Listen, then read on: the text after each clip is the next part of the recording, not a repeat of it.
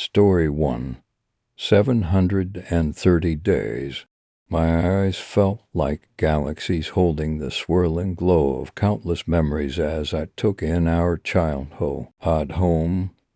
Its siding looked like remnants of driftwood after a bonfire. I swore I smelled the smoky char of pine creep into my nostrils. It's wild how the past stays with you like that. It can feel more visceral and real than the tangible things right in front of you. Jesus, it feels like just yesterday I placed a trembling hand over my heart, struggling to steady my breath. My brought her.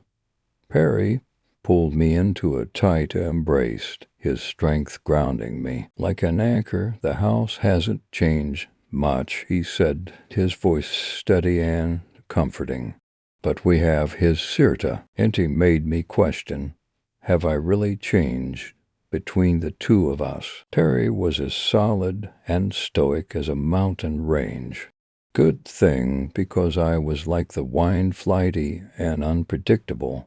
Over the years, Barry H. had learned to handle even my harshest hurricanes. Being his older sister, even if only by for minutes, I always wished I'd been his protector rather than the other way around. But the demon burning deep in my belly also flashed a crooked smile, knowing that Perry would never abandon me, especially since I got sober. I hadn't had a drink in exactly 730 days, and although it remained unsaid, I knew Perry was terrified of, leaving me to my own devices in fear I would relapse. Our sibling bond was ironclad. After we lost our parents in the fire, my mother didn't properly, but out her to a cigarette. And well, the rest is history. All Perry and I had was each other. But let's call a spade a spade. We were also as fucked up and as codependent, ENT as it gets, who mutually decides to visit the catalyst of your alcohol addiction on the anniversary of your sobriety. The house's dilapidated front door creaked as Perry gently pushed it open. The rusted -1 hinges were holding it up by a thread. After you, Perry gestured me in, squinting from the sunlight. He was a gentleman, even in such obscurity. As he held the door open, the low scar on his right cheek taunted me like some kind of schoolyard bully. His wound often pulled me in like that. Some days I was sure I would dive right into it and drown. Other days I prayed to God and the devil himself to just let me fucking drown already.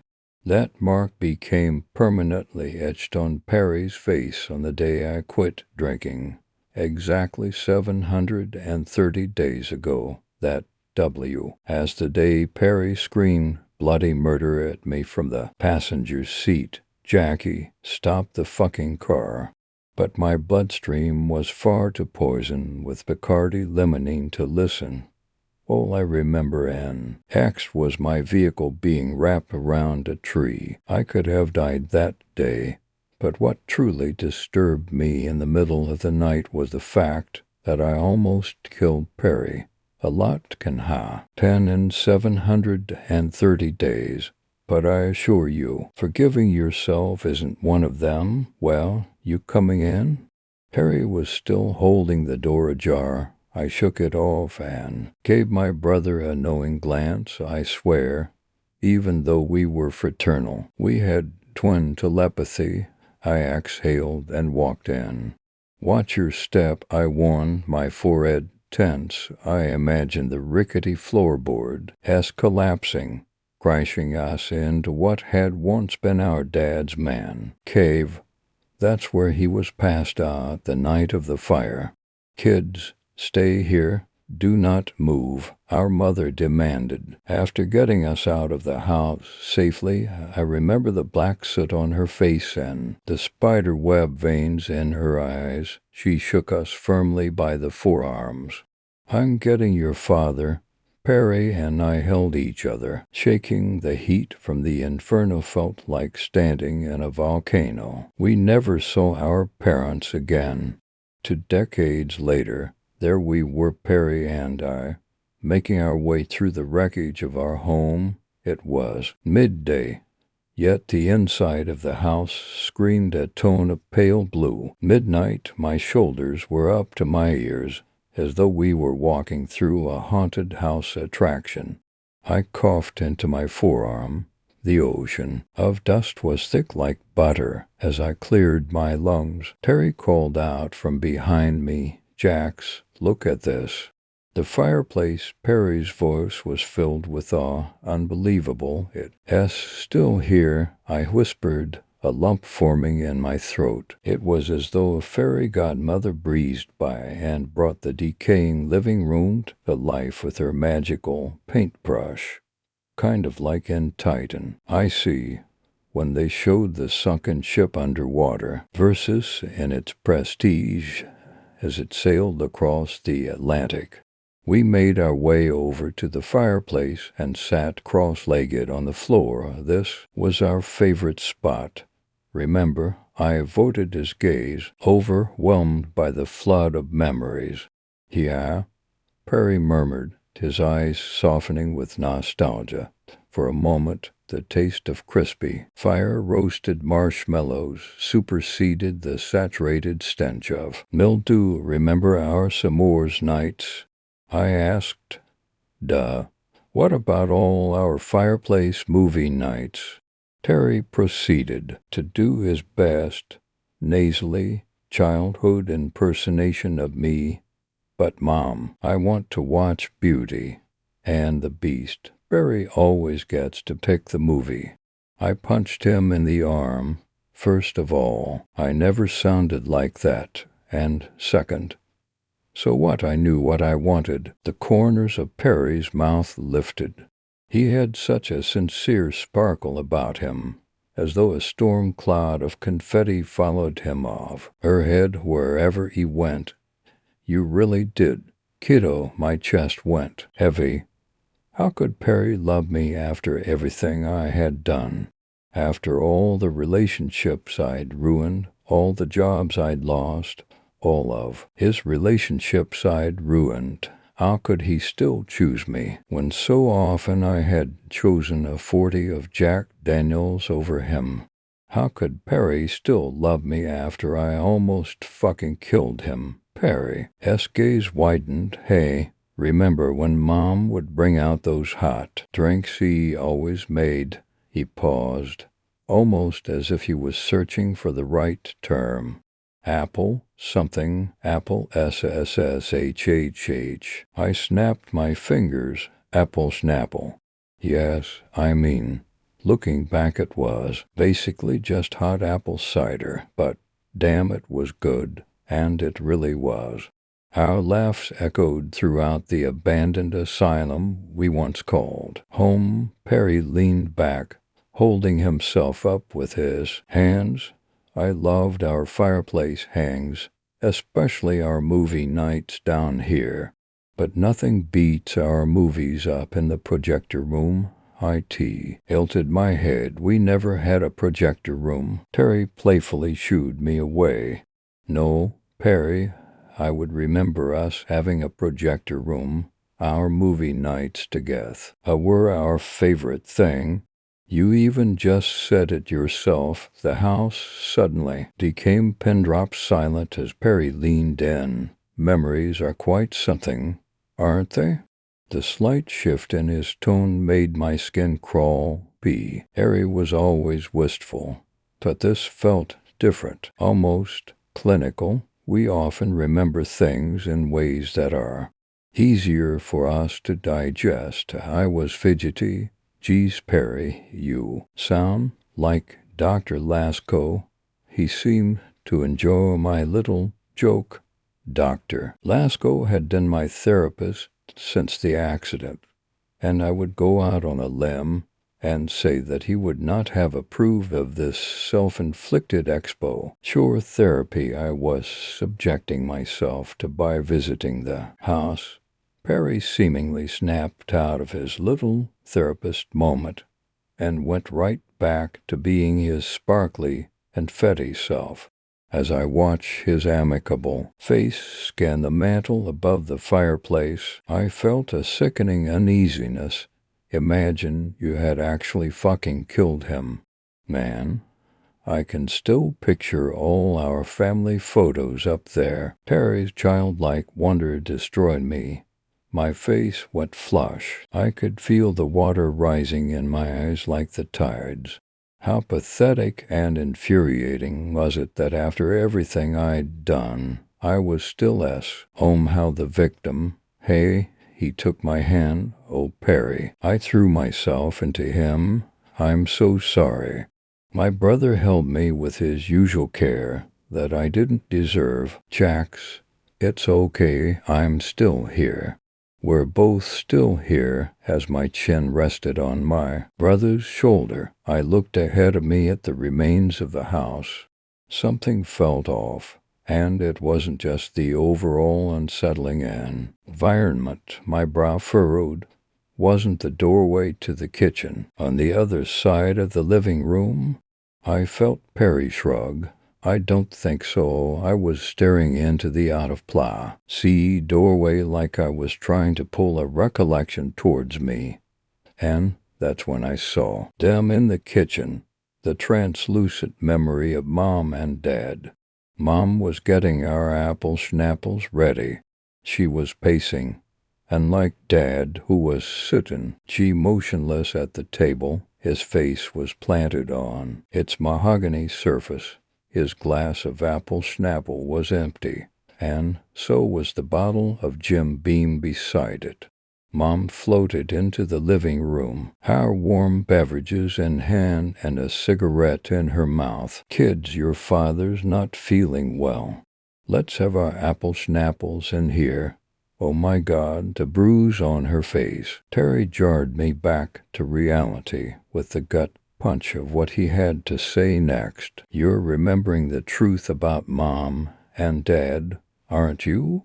I pushed myself off and away from him. How did you? My brother looked down, delicately tracing the floor with his finger. We always put them on a pedestal after they died. I felt a shiver run down my spine. What are you talking about? As Perry continued to speak, his words grew even more detached. Do you remember that first drink Dad ever gave you? My eyes darted around the room as my jugular pulsed in my neck. As much as I tried to escape what Perry had just said, I did remember. I could hear my dad's slurring words of encouragement. Come on, Jackie.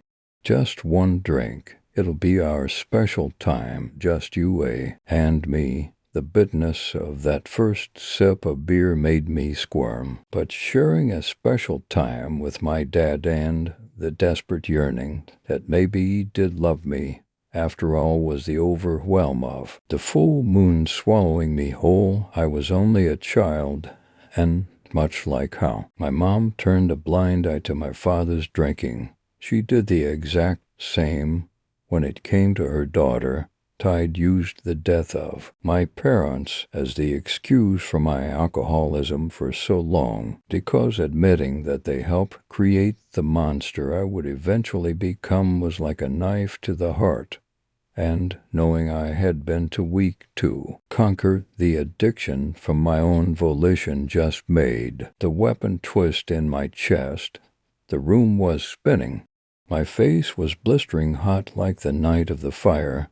Or was it the warm heat from the fireplace when we were kids? The childhood fireplace memories ran through my mind, frame by frame, until they eventually vaporized to nothing. I crouched over, thinking I might vomit. We never had a fireplace. Perry was nodding, very matter-of-factly. My fingernails dug into my thighs when I looked at the fireplace, and it was gone. Only a blank wall of faded forest green wallpaper remained. Our house was once on fire, yes, But that was it. There was never a happy childhood fireplace, ever.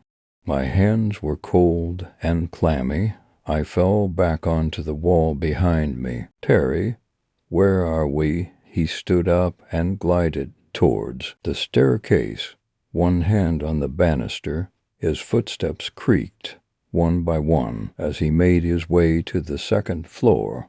My mouth was bone dry. Terry, he stopped and turned towards me. Come to the projector room. We love watching movies together, don't we? There's a movie I'd like to show you. My brother disappeared from sight. I did what any classic horror movie trope would tell you to do. I went upstairs. I found Perry standing at the end of the ominous hallway.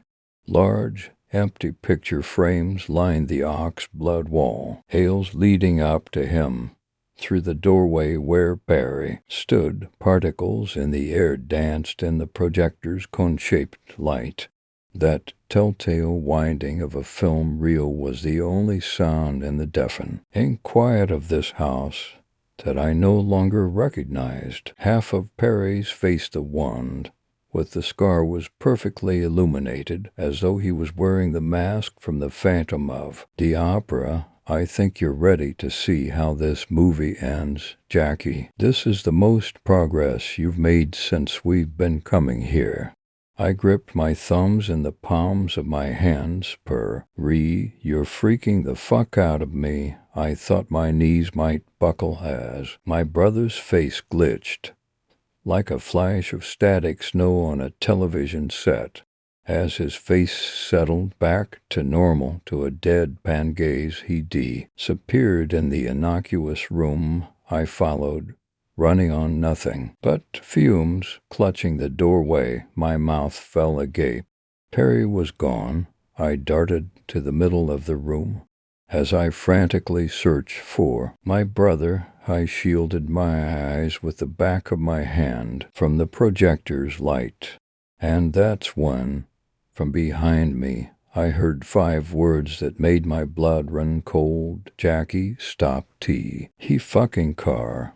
I was convulsing yet paralyzed, moving as slowly as cold molasses. I rotated on the spot towards my worst nightmare, shown on 35 millimeters. On the projector screen was Perry and me in my car, exactly 730 days ago, the day I almost killed. Oh, my God, my head pounded as fragmented memories surged. The reality of what happened began to crystallize, unrelenting. My joint ached and my stomach churned. Clamping a hand over my mouth to stifle a scream, I stumbled down the hallway as it began caving in on itself. The picture frames were sucked into the walls, the floorboards cracked into distorted peaks and valleys. Wooden beams swung down from the ceiling like pendulums. I tried to spit out the chalky grit of disintegrating drywall that made the hallway look like a winter squall. Panting heavily, I stopped dead in my tracks at the stained glass window. My body trembled with an all-too-familiar dread. Each time I faced this, I wondered if his fall would be the one that would finally end it all. Maybe it'd be better if it did. Holding my breath, I threw myself through the glass, my hands clawing the air for dear life. Free-falling to stories feels like an eternity when you're watching the memory of your childhood home fall apart before your very eyes.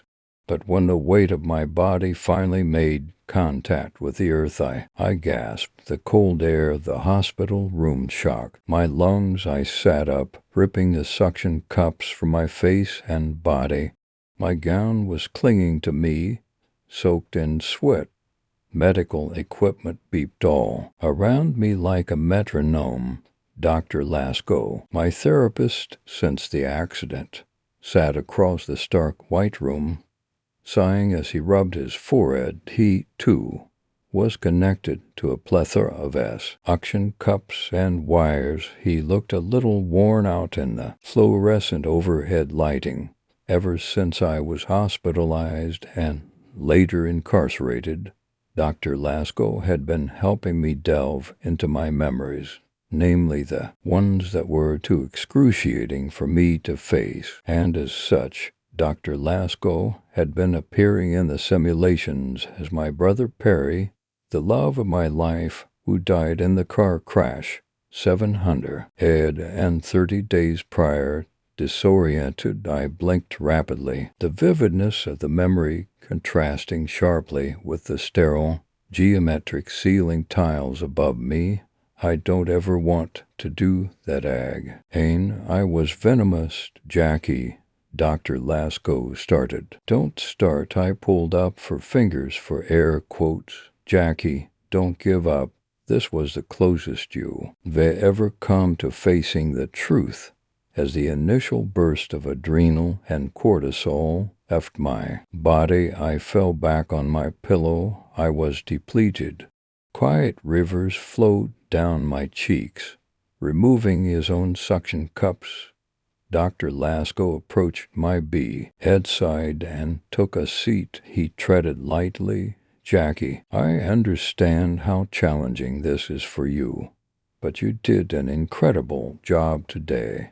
If we continue making progress like this, there's a real possibility you'll gain your freedom sooner. I looked at the well-meaning doctor, but all I could see was Perry.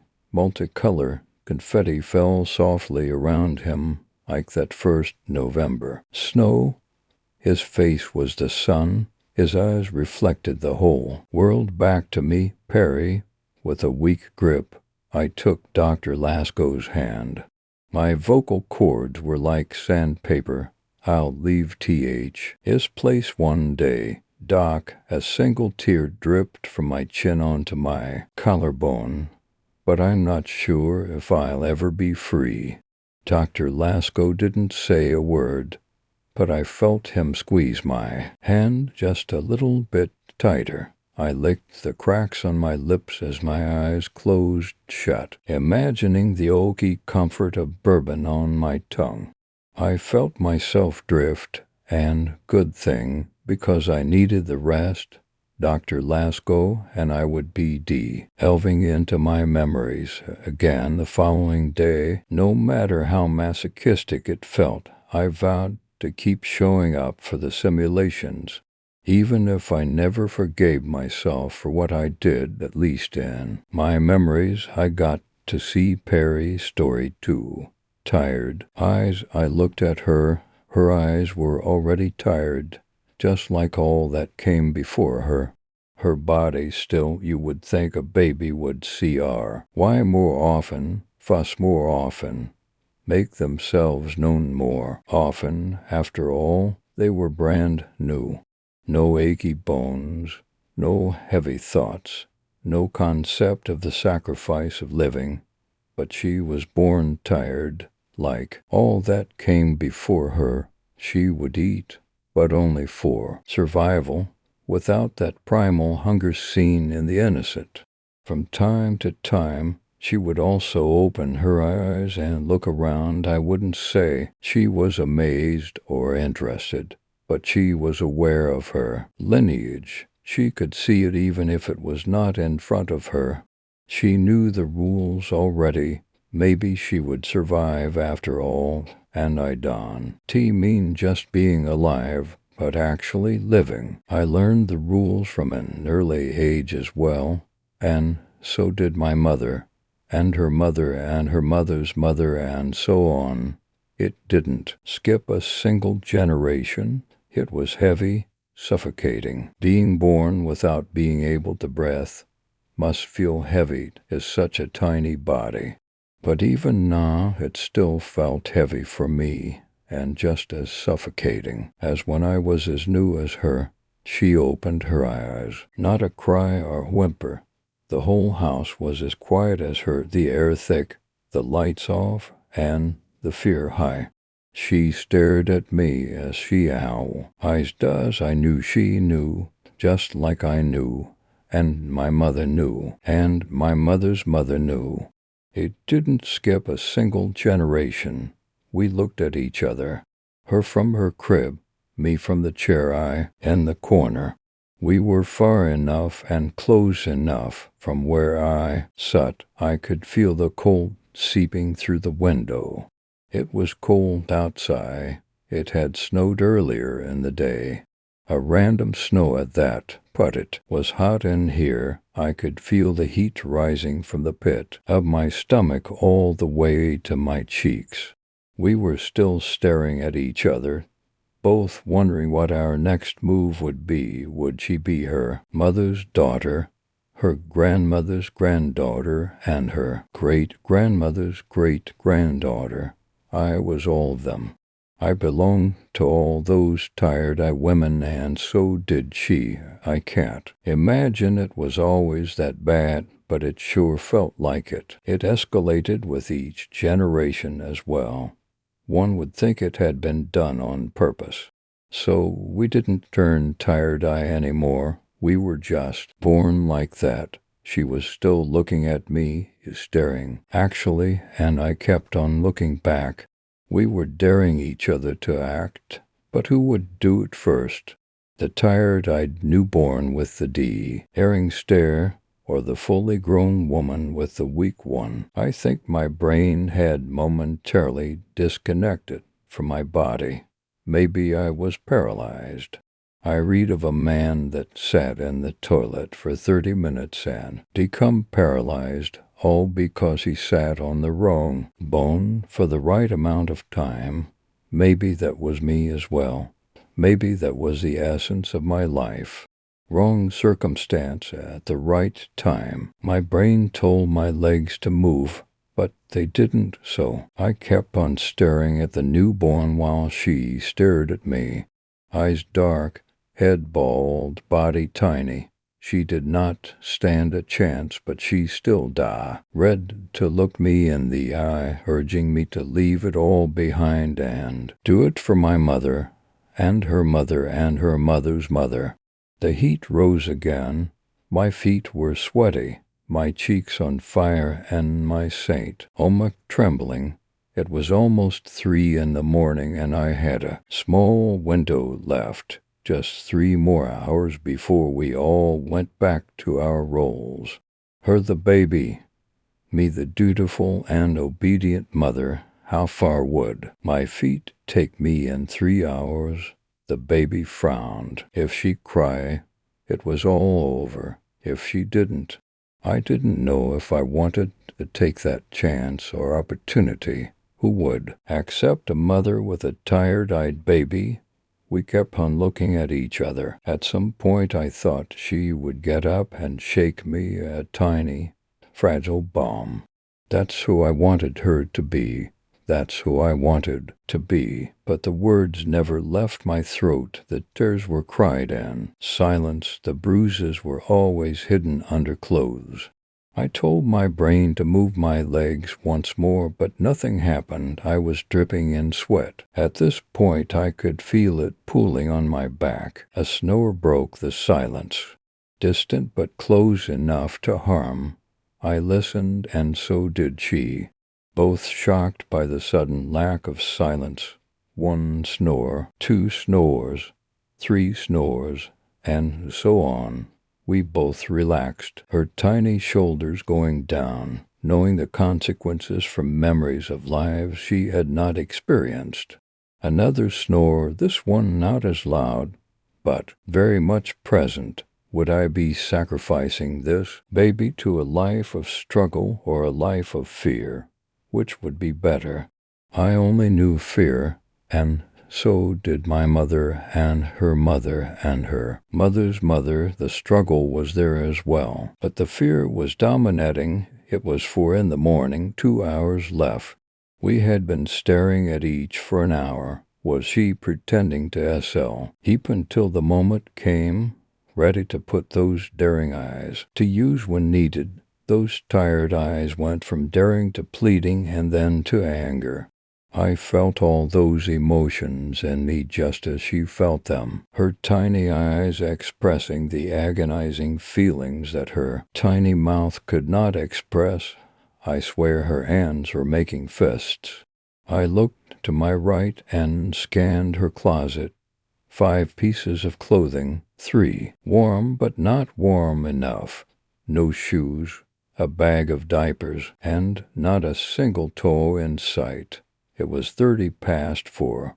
Maybe today was not the day. I looked down, not being able to hold her eyes any longer, and she whimpered, the whimper of generations of tired eyes, broken hearts, bruised bodies, and broken dreams. I could have sworn a tear fell down her tiny daring eye. My brain and body connected. I shot up. The sweat rolled down my body. I looked out.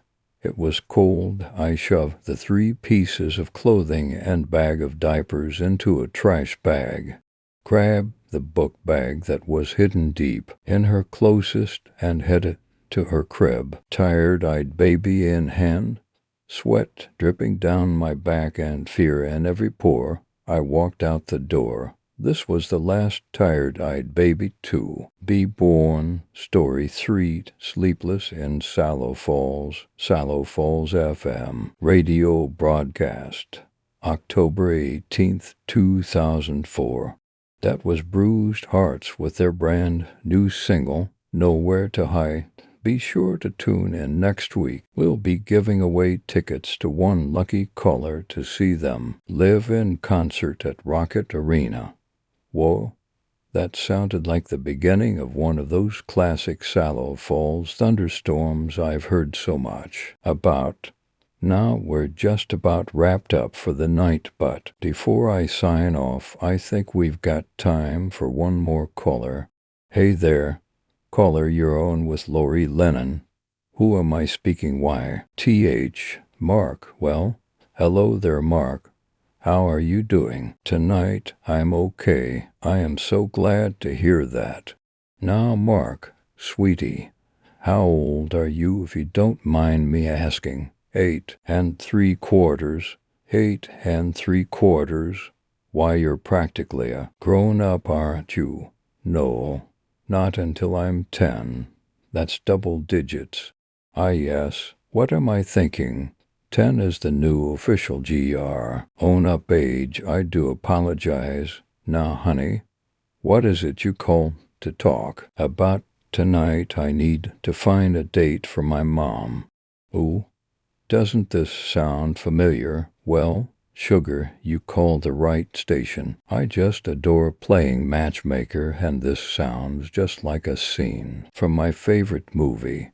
Now, why don't you tell me a little bit about your mom? She's the best mom in the whole world. She's SM, art and pretty, and she almost always remembers to cut the crusts off my grilled cheese. She sounds like a real catch. Men of Sallow Falls, y'all better listen up. What do you think she might be looking for in a date? Someone who doesn't yell at her and always takes the trash out. Mom and Dad always argued when he didn't take the trash out. No yelling, and always takes the trash out. Sounds like every woman's dream. Hey, Mark, can I ask where your dad is now? He's in Tacoma. Wow, Tacoma's pretty far. I bet you miss him a whole lot, huh? He's not far. I just saw him yesterday. Oh, so he's down for a visit? No, me and Mom visit him sometimes twice in one day. Well, honey, are you sure he's in Tacoma? That's quite a ways away from our little town of Sallow Falls, Indiana. No, he's here. He's just in Tacoma, and the doctor said he can't wake up. Oh, I see. He's in a coma. Well, I am so sorry to hear that, hon. Would you like to talk about what happened? ... Double quotes. Mark, are you still there? No, I don't want to talk about it. Okay, Then we don't have to talk about it. But can I ask you just one more question? I guess so. How long has your dad been in a coma? 4, 5, 6, 13 days, I think. 13 days. Okay, ... And am I right in assuming that your mommy and daddy are he still married to each other? Yes, well, hun, I know it must be very sad not having your father around. I can't imagine what you must be feeling. But I'm sure, like you, your mom still loves him very much and doesn't want to date someone else. No, she does. Mark, honey, did I lose you? ... double quotes. ... Well, folks, it seems like the storm might have. Oh, goodness, Mark. Who was that? Was that your mom screaming? ... Ma'am, are you okay? Can you hear me? ... double quotes. Mark, honey, are you? That sounds like a smoke alarm. Is there a fire, Mark? Mark, if you can hear me, please say something, sweetie. Help me. Miss Laurie, I'm scared. I'm right here, Mark. I'm gonna call 911. Just stay on the line, okay? Are you hurt? I'm the closet. Mom hurt. Okay. Can you tell me what? Is that a baby crying, Mark? Mark, are you still there? ...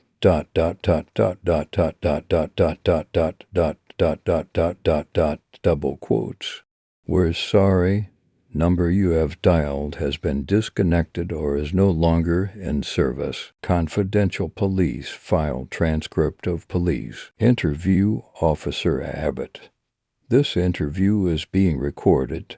This is Officer Don Abbott at the 32nd Precinct. Miss, can you please state why? Our name and age for the record. Lennon. Laurie and Lennon, 26 years old. Officer Abbott. Okay, Miss Lennon. Why don't we start from the beginning? Lennon. Sir, with all due respect, I've already given my statement twice to 2 different officers. There's a little boy, Mark, a baby and a woman, possibly his mother, out there hurt somewhere. Shouldn't we be all hands on deck, scrambling the jets or something? Officer Abbott. I understand the urgency, Miss Lennon, but we can't help anyone without all the information, so. Lennon. But I've already given you all the information twice. Surely you've had time to trace the call by now and get a location? Officer Abbott. Miss, I can assure you that we have our best officers working on it, but right now we really need to take your official statement on the record. Trust me when I say this is the best thing you can do for them. Now, if you wouldn't mind starting from the beginning. Lennon. Fine. I was just about to wrap up my segment. The storm was just starting and I wanted to get home before the worst of it hit. But I decided to take one more caller, Officer Abbott. The little boy, Mark. Lennon. Yes, he called because he wanted my help finding a date for his mom. Officer Abbott. Isn't that the exact plot to a 90s chick flick? Lennon. Yes, I know what it sounds like, but I'm telling you that's what happened, Officer Abbott. All right. So what else did this Mark say? Lennon. He told me about his mom, how she always remembers to cut the crusts off his grilled cheese. He said his dad has been in a coma for 13 days, wouldn't tell me how it happened. I figured he was upset about his dad and just wanted someone to talk to, but he froze up when I started asking questions. After a few minutes, it sounded like he'd gotten cut off and I assumed the storm had dropped the call. Then I heard the woman scream. It was like a horror movie. It chilled me all the way through. I've never heard someone scream like that before. I tried to get Mark back on the line, make sure he was okay, and then when I heard what sounded like a smoke alarm, I was worried there might be a fire. So I took out my cell to call 911, but it was dead. That's when Mark came back on the line, told me he was scared and asked me to help him. The phone line started to go fuzzy and he was cutting in and out, but I heard him say the words closet, mom, and hurt. Then I heard a baby cry before the line cut off completely. I tried redialing, but it said the phone had been disconnected. A few seconds later, the storm knocked the power out at the station. So I grabbed the recording and hightailed it up here to report it in person. And now I'm sitting in an interrogation room telling this story for the third time and feeling very much like a suspect in a crime no one will investigate. Officer Abbott. The thing is, Miss Lennon, the phone number you provided us with is no longer in service and hasn't been for some time, so we just don't see how you could have received a call, Lennon. Well, it's gotta to be some kind of mistake. Something with the storm must have messed with the signal. Or, Officer Abbott, no ma'am. That's not really how that works. Lennon. Oh, so all of a sudden you're an expert in sea lines phones, is that it? Well, fine. Maybe the number is wrong, but didn't you listen to the recording I gave y'all? Officer Abbott. Yes, the recording. See, the thing about that recording is it only has your voice carrying on a one-sided conversation. Lennon. No, that's just not possible. I talked to him. I did. I am not crazy. Don't you look at me like I'm crazy. Officer Abbott. Miss Lennon, will you please sit back down? Lennon, the smoke alarm. I heard it going off. Can't the fire department see all the alarms that have been triggered? Officer Abbott. Sallow Falls FD hasn't received any notice of a smoke alarm going off at all tonight. Miss Lennon, I'm going to have to ask you to stop basing and please return to your seat so that we can. Lennon. No, you think I don't see the looks you're giving me. You're trying to figure out just how whacked in the head I am. Mark is real. I spoke to him. We joked about his age and his dad not talking. Gee, the trash out. He sounded so scared, Dan. Wait, his dad. What about his dad? He said he's been in a coma for 13 days. Surely you can check the hospital and find him that way, officer of. But, yes, ma'am, we did check ... The hospital has no record of a coma patient checked in within the last 2 weeks. In fact, they haven't had a coma patient there since 1979. Lennon.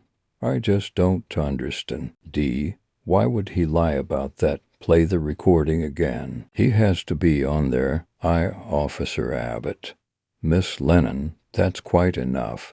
The Sallow Falls PD really does not appreciate having our time wasted. You do know that filing a false police report is a crime, subject to a $2,500 fine and punishable by up to 6 months in prison.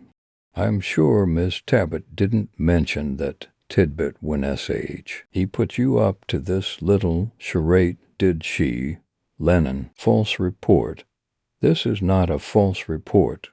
I'm just telling you what I heard. No one put me up to anything. Who the hell is Ms. Tabbitt? Officer Abbott. Right in character until the very end, huh? Where does she find you people? Lennon. I have no idea what you're talking about.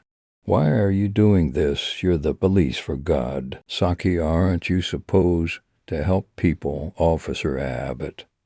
Okay, let me ask you a question, Miss Lennon. Where'd you get that scar on your left cheek? Lennon. My scar? What the hell does my scar have to do with anything, Officer Abbott? Just answer the question, Miss Lennon. Lennon. I don't know how I got it, okay? I've had it since I was a baby. How is this relevant, Officer Bot? Since you were a baby, yeah, that's what I thought. We're done here, Miss Lennon. I won't be charging you with anything this time, but I'd advise you not to get caught up in any more harebrained schemes in the future. It's sick what you all are doing. Oh, and let Miss Tabbitt know that the Sallow Falls PD will be sending her a bill for resources wasted. Again. End of recording. The Sallow Falls Suspense, a true crime podcast, episode 252. Maria. Welcome back, ghouls and gals. This is your host, Maria Tabbitt, with a very special episode of SFS. Those of you familiar with your Sallow Fa LL's history are already aware that today marks the 25th anniversary of the Miller Massacre, the gruesome 1979 killings that put our little town on the macabre map. If you're not familiar, here's a little background to catch you up. 25 years ago, today, on October 18th, 1979, the Miller family was just settling in for the night when tragedy struck. Richard Miller was locked away in his study. Marcia Miller was preparing dinner for their son, Jacob, while their 6-month-old Andrea slept upstairs, and Marcia's younger sister, Kira, visiting for the weekend, was holed up in a gas tea room listening to the radio. By 6:27 p.m., their next-door neighbor, Miss Halford, was calling 911 after she heard what she described as the most bone-chilling scream come from their home. By the time paramedics arrived on the scene, Marcia Miller was dead, lying in a pool of her own blood on the kitchen floor, spatula still in hand. Smoke filled the room from a pan left on the stove. Richard Miller was found bleeding out over his desktop computer, alive but just barely, and Kira Miller was upstairs in the bath, radio long dead from being submerged in the bath water. Jacob was found hiding in a bedroom closet, holding a wailing baby Andrea. Mr. Miller was rushed to the hospital for emergency surgery. He was in a medically induced coma for 13 days before he succumbed to his injuries. Both he and Mrs. Miller had been stabbed in the abdomen exactly 10 times. Now that you're caught up, I'd like to introduce a very special guest joining us in the studio today. Though she's chosen to remain anonymous, this nurse, we'll call her Nancy, has some details never released to the public about what transpired the night of the massacre. Now, Nancy, is it true that you were working as a nurse at Sallow Falls Memorial on the night of October 18th, 1979? Nancy: yes, it's true. I was new. I had just transferred from Indiana General a few months prior and was still getting my bearings. It's been over 20 years that I still remember every detail of that night. Maria: why don't you walk us through what you saw that night, Nancy? Nancy: well, it was a crazy night for the hospital, what with the storm and all. We'd lost power, so we're working on backup generators, and a 6-car pileup had just come in. It was the months hectic I had ever seen it. Everyone was on edge. I remember when they rolled Mr. Miller into all those stab wounds. I'd never seen so much blood before. I was tasked with doing compressio NS as they rolled him into emergency surgery, and I heard one of the doctors mention the wife and her sister were D. Soon the surgery had started and they didn't need me anymore. I was on my way back to to clean up when I heard a young boy call out to me, "Is that my dad's blood?" He'd asked me.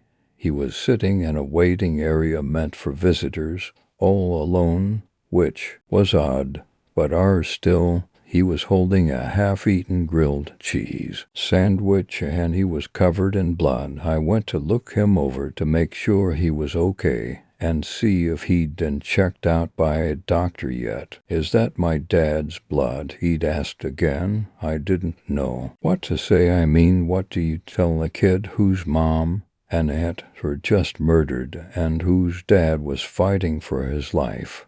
An officer walked D up then, saving me from having to answer, and told me to step away from the boy. It wasn't until that moment that I noticed the handcuffs keeping him chained to the chair. He didn't have a scratch on him. None of the blood was his. "Maria, it's okay, Nancy. Take your time. Remembering traumatic events can be very emotional." Nancy: "Thank you. I'm sorry. I don't mean to be a blubbering mess. Where was I? Oh yes, I still hadn't quite put it together. What had happened?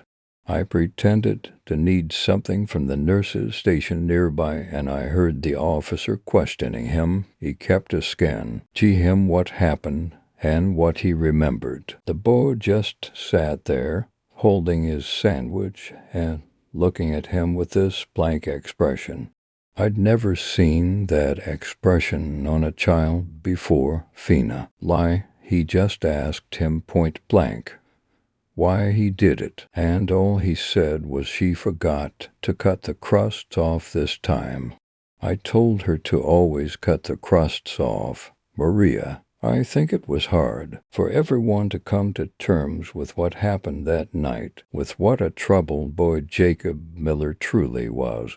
For those listeners out there who don't know the full story, Jacob Miller was sent to Lots Penitentiary for troubled youth, where he spent the next 5 years of his life before passing away to a mysterious, still undisclosed illness. He was 14 years old. There's never been much insight into his supposed ongoing recovery, as the records have been sealed, and no one from the penitentiary is willing to comment.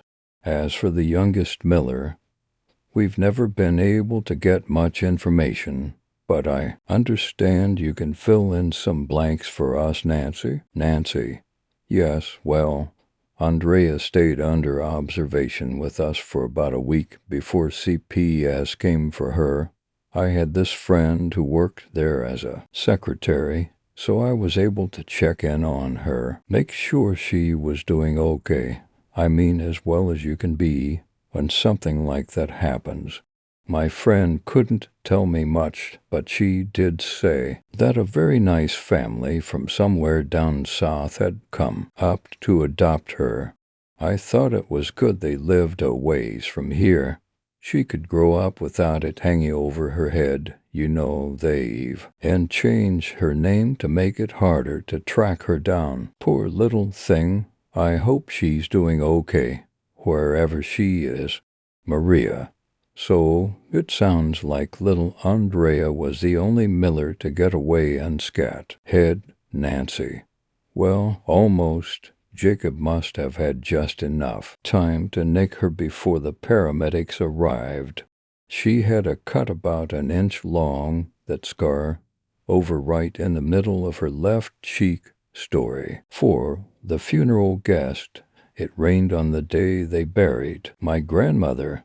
Not the hard kind that rattles rooftops and sends people running for shelter, but the quiet, persistent sort that seeps into wool and bones alike. It felt like the sky had taken up, the same soft voice the priest used, and together they were asking us to keep our heads down. Be good, be small, be done. Inside the little church, Lila crowded the altar. I sat in the second pew, with my knees pressed to the polished wood. The casket looked lighter than it should look. My mother's hand was flat on her handbag, fingers spell-eyed as if to hold everything inside in place. She nodded in that composed way she had trained into herself and into me. This is how we do things. We don't make a scene. We eat, we thank, we leave. I tried to keep my eyes on the hymnal, but they kept sliding off the notes. I thought about the last time I had brushed my grandmother's hair. I had done it gently with the soft brush that lived on her vanity, the one with the mother-of-pearl back. She had been half asleep, drifting, and I had counted strokes under my breath. 20 for luck.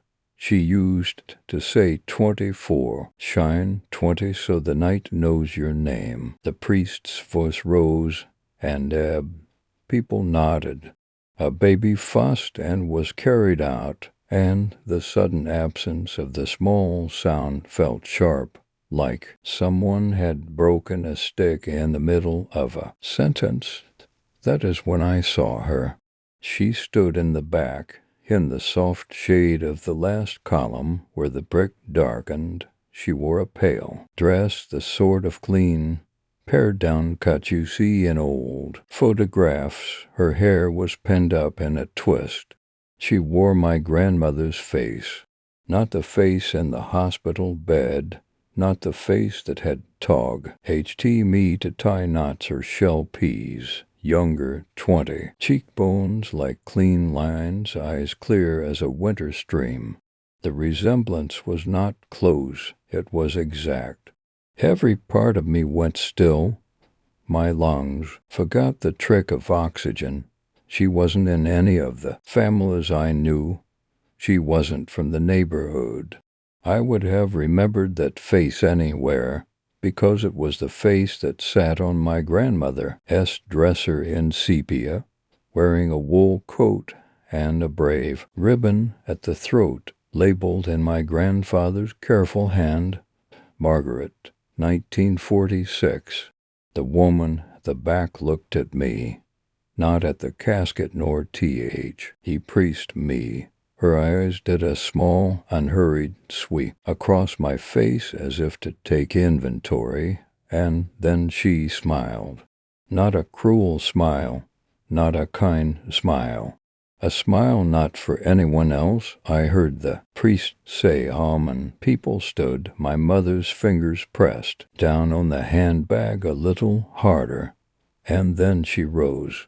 We filed past the lily, the casket, the bowed heads. My grandmother had always hated lily. Outside, umbrellas bloomed and bumped one another. We moved through the wet like a dark, slow snake. I kept turning my head to check that she was still there, because some part of me knew there would be a relief in finding that she wasn't. She was. The priest read from his book, and the wine lifted the pages as if it were trying to help. My grandmother's name was said in full. It had a middle she never used, and a maiden she had kept folded at the back of a drawer. I looked around. The woman in the pale dress stood near the gate, beneath a yew, her hands lost in the leaky fabric. She watched the earth open. She watched it with the kind of patience of people who never rush, because time, for them, is a room they live in, and not a hallway they pass through. Claire, my mother murmured, stand up straight. I adjusted my shoulders. I didn't take my eyes off the woman. Our eyes met. She lifted one corner of her mouth.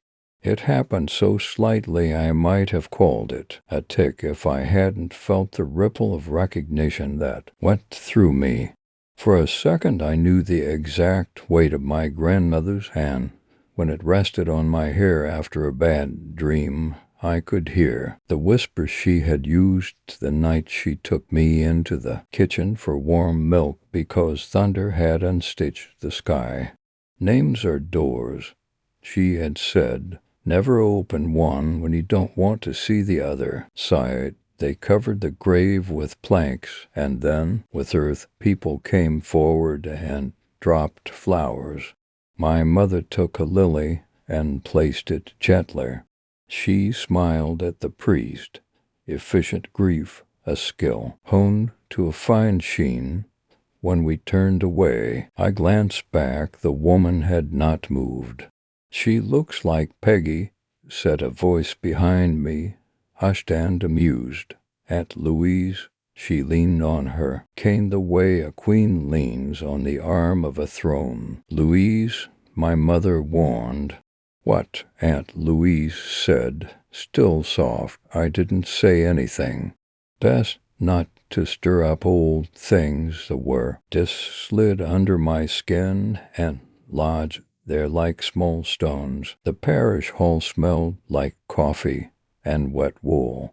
Folding tables were arranged with a logic that suggested hope for order and a deep familiarity with defeat. There were sandwiches where nothing inside could escape. There were squares cut so precisely someone must have measured them.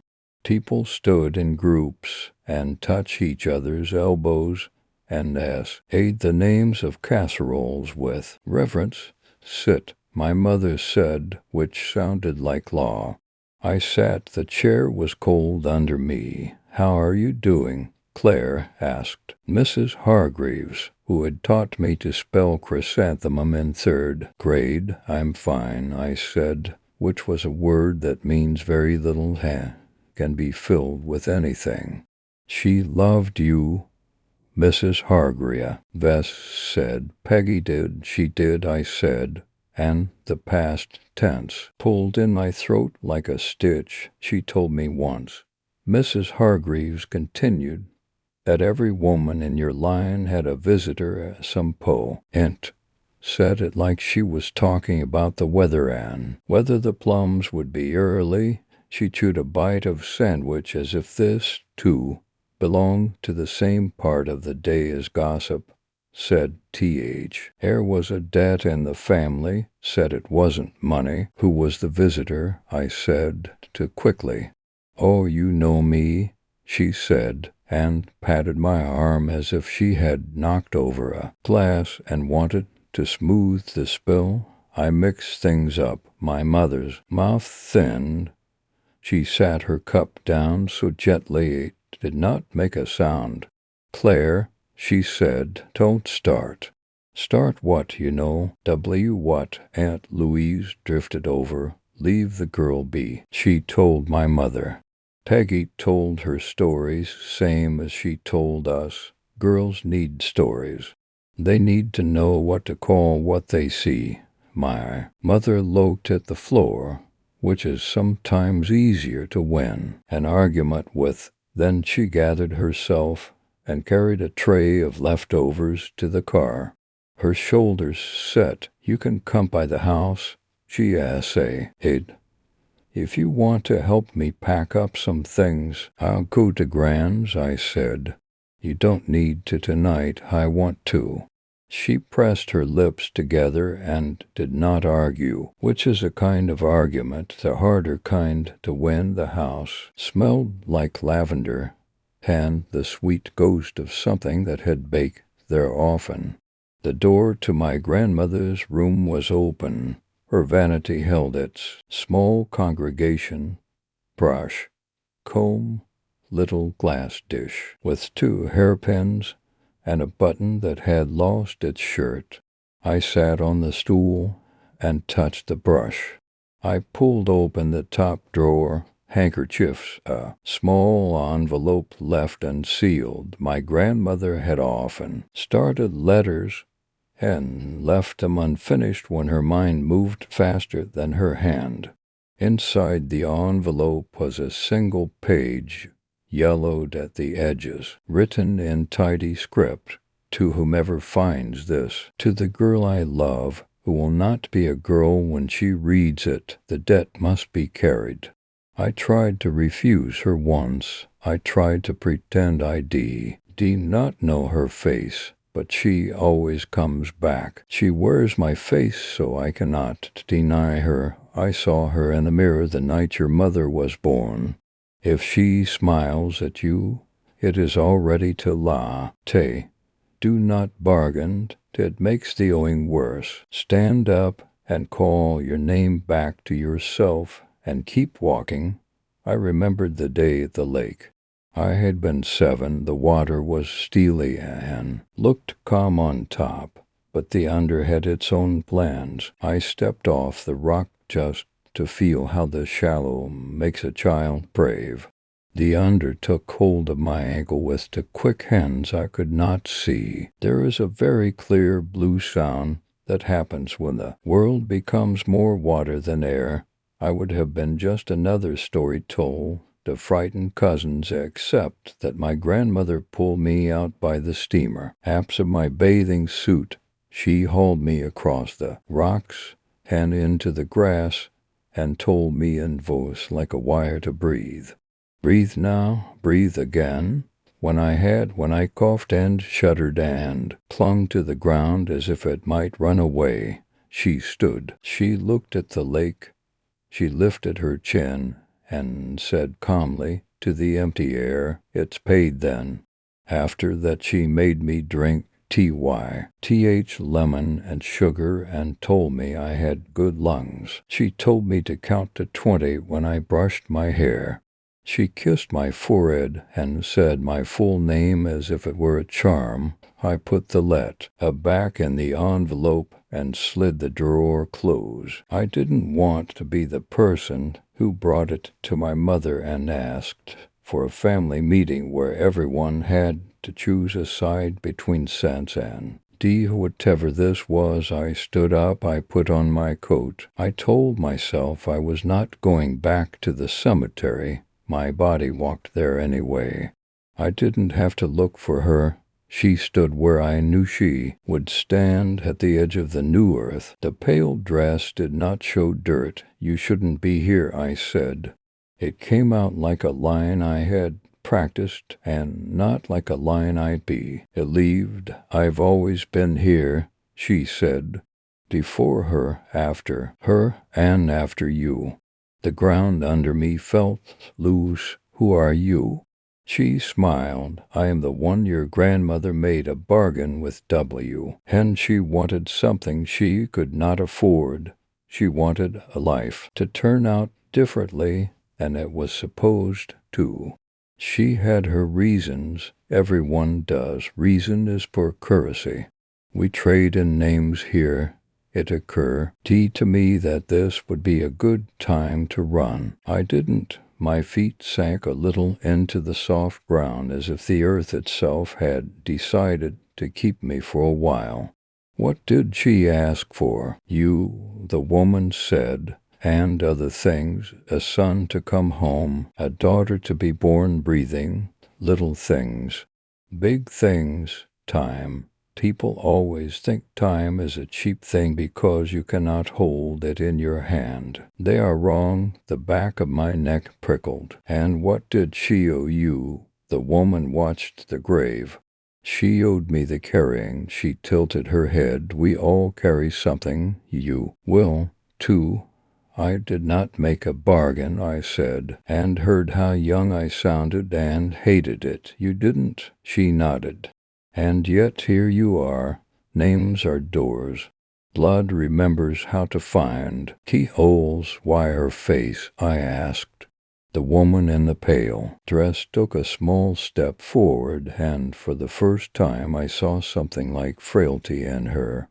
Not weakness, fragility. Fine porcelain can be stronger than clay, she said. I wear what is owed. I wear what you trust. I wear what you cannot help reaching toward.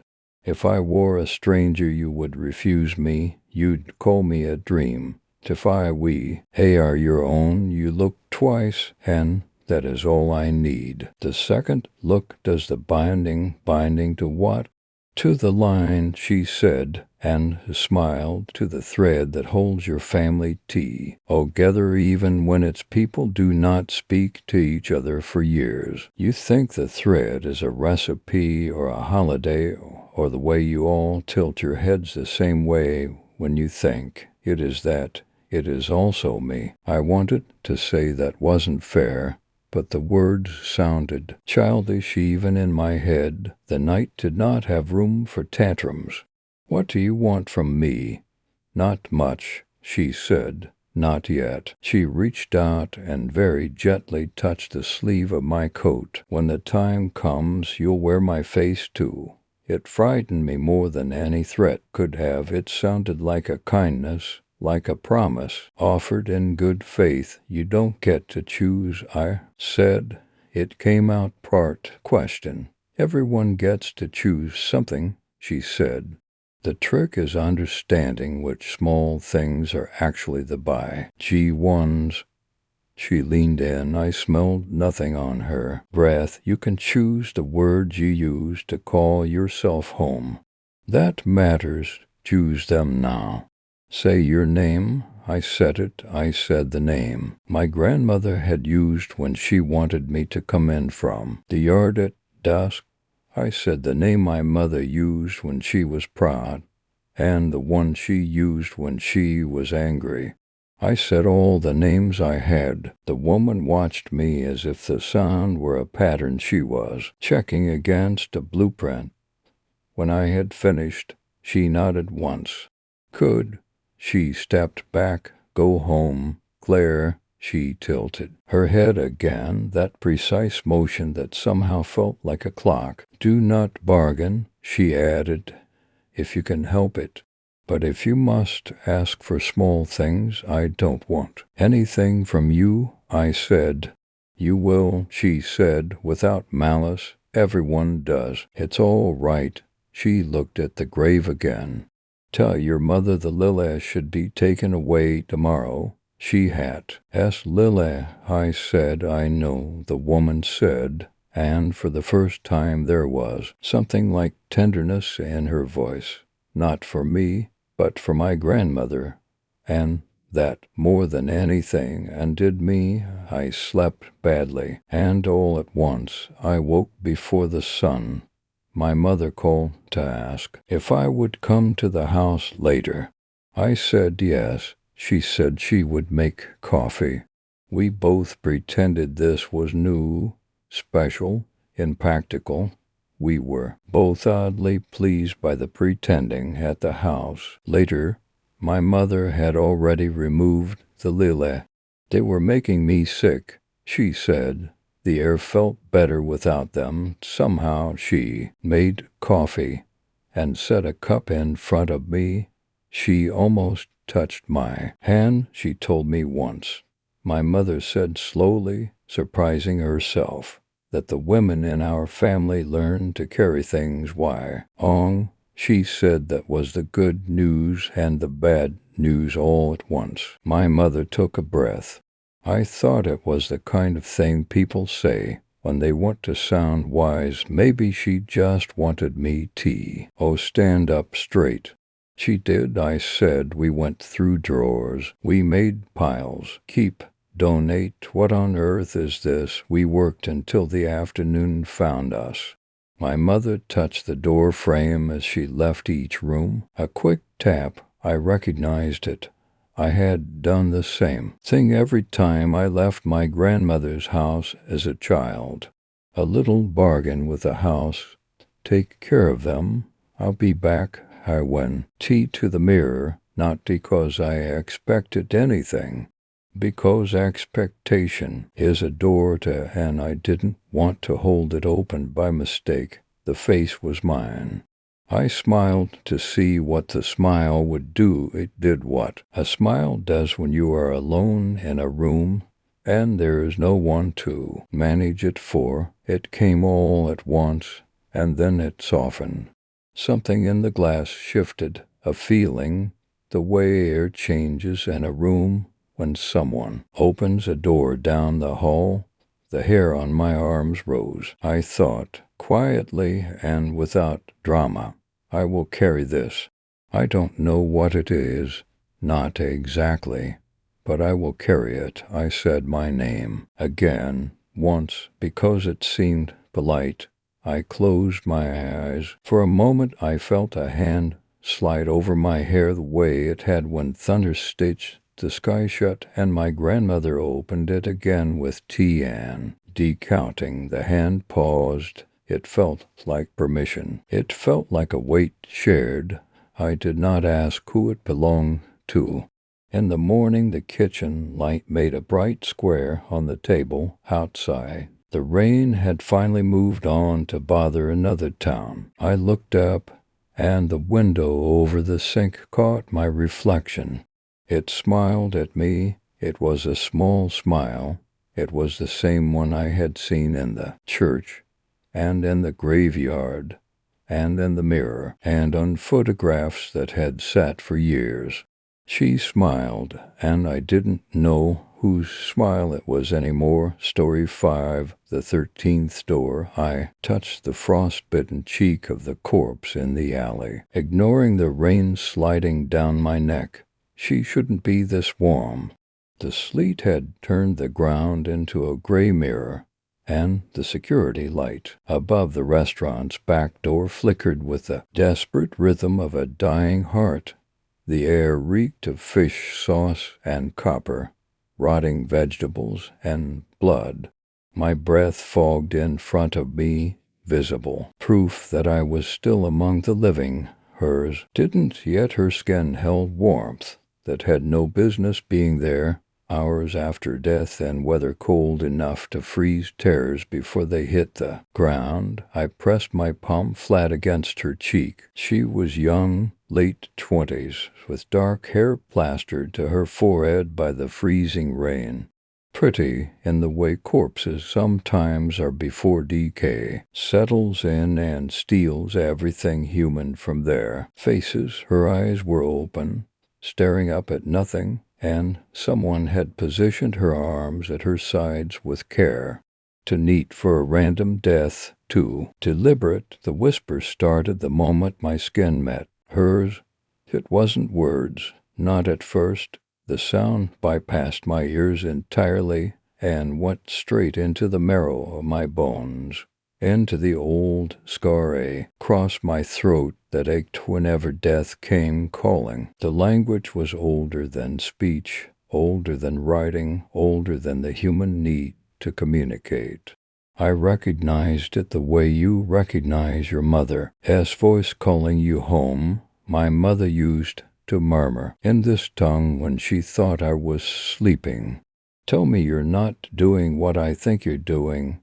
Sarah's voice cut through the wisp. Hers, a lifeline thrown into dark water. I pulled my hand away from the dead woman's face, but the sound continued at the edge of my hearing, patient and hungry. Depends on what you think I'm doing. I stood, my knees cracking in protest. The cold had gotten into my joints, settled there with proprietary familiarity. Something that'll give me paperwork nightmares for a month. Sarah Chen stood at the mouth of the alley, her hand resting on the butt of her service weapon, force of habit. The dead weren't her jurisdiction. Not really, but she kept coming back anyway, because of you. Something W. whispered. Not the corpse this time, my own treacherous mind. This isn't a normal murder. I moved toward her, away from the body, though the distance did nothing to quiet the voice in my head. She's not quite dead. Sarah's eyebrows drew together. Her heart stopped 6 hours ago, Marcus. The me confirmed it. Her heart stopped. That's not the same thing. I glanced back at the womb, and in the alley at her open eyes reflecting the stuttering light. She's still dying. She's been dying for hours, and whatever killed her wants me to watch. We walked to Sarah's car, the sleet denning into snow that fell too fast, too thick for early December. The weather service had no explanation for the cold snap that had seized the city 3 weeks ago and refused to let go. I had explanation, yes, but none anyone wanted to hear. Third one this week, Sarah said. She pulled her coat tighter, her breath coming in short, visible bursts. Same signature. No visible causal. F death, no defensive wounds. Found in random locations across the city, all of them running warm. The brass is starting to ask questions I can't answer. 3 bodies, 3 days, the pattern CL, icked into place with the inevitability of a lock tumbling open. Who's counting? I was hoping you could tell me. She stopped beside her car, one hand on the door handle, her knuckle white with cold or tension or both. The weather's been wrong since this started. Animals leaving the city, dogs howling at nothing. Tell me it's coincidence.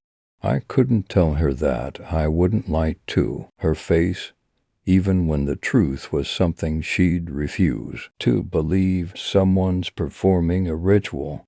Old magic, the kind that leaves marks on the world. I watched her expression tighten. Watch her jaw set in that stubborn line I knew too well. They need 13 sacrifices to complete it. We're running out of time. 13 sacrifices. 12 to open the doors. 1 to hold them wide. The knowledge rose unbidden, drawn from the whispers, or from something deeper, something my mother had buried in me before she vanished. I shoved it down, but it left a residue, oily and cold. Sarah stopped walking under the street light. Her face looked carved from amber, all planes and shadows. She smelled like coffee and gun oil and something floral she'd deny wearing if I asked. The tension between us stretched taut, a wire waiting to snap. Are you okay? Not professionally. The question lived in her eyes, in the careful distance she maintained, in the way she held her body angle slightly away from mine. 3 years ago, I knew what her hair felt like spread across my pillow. 3 years ago, I saw how she was going to die, and I hadn't ouch her sense. She never asked why I pulled away. I never offered an explanation. Some things are kinder left unspoken. I'm fine. You're a terrible liar. I'm an excellent liar. You're too good a detective. I turned back toward the alley, the snow crunching under my boots. I need to hear more. Before they move her, Sarah caught my arm.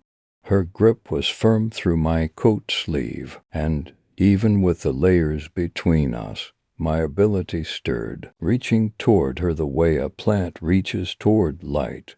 I held it back. I always held it back with her. Marcus, her voice stopped me at the corner. Be careful. I'm always careful. You're never careful. That's the problem. She wasn't wrong. Careful people didn't walk toward the dead. Careful people didn't let dying whisper their secrets into ears that shouldn't be able to hear. Careful people stay on the living side of the line I'd crossed the day I fell through the ice. I walked back to the alley. Nigh way, the me still hadn't arrived. Budget cuts, backlog, the usual excuses that let the dead wait while the living sorted out their bureaucracy. I knelt beside the woman again, studying her face in the flickering light. She had laugh lines at the corners of her eyes and a small scar on her chin, the kind you get falling off a bike as a child. She had a name, a life. Someone is missing. Right now. I pulled off my gloves. My hands were pale, the veins standing out in blue-green tributaries, my nails carrying the permanent tinge of someone who'd spent too long in the cold. The ritual my mother taught me came back with muscle memory. 3 slow breaths, a mental image of root sinking into stone, the whispered words that anchored me to my own body. Then I pressed my palms to either side of her face and let myself fall. The whispers became a roar. The tunnel smells like wet stone and something sweeter, older. Incense and decay, candles flickering in alcoves carved defy. Living rock, a voice saying you are the 12th door, and hands that are gentle as they press me down against cold stone. The cold starts in my chest and looms outward, ice crystals arming in my blood, my lungs seizing, my heart stuttering. I think of my mother, her laugh, the way she sang, how she cooked.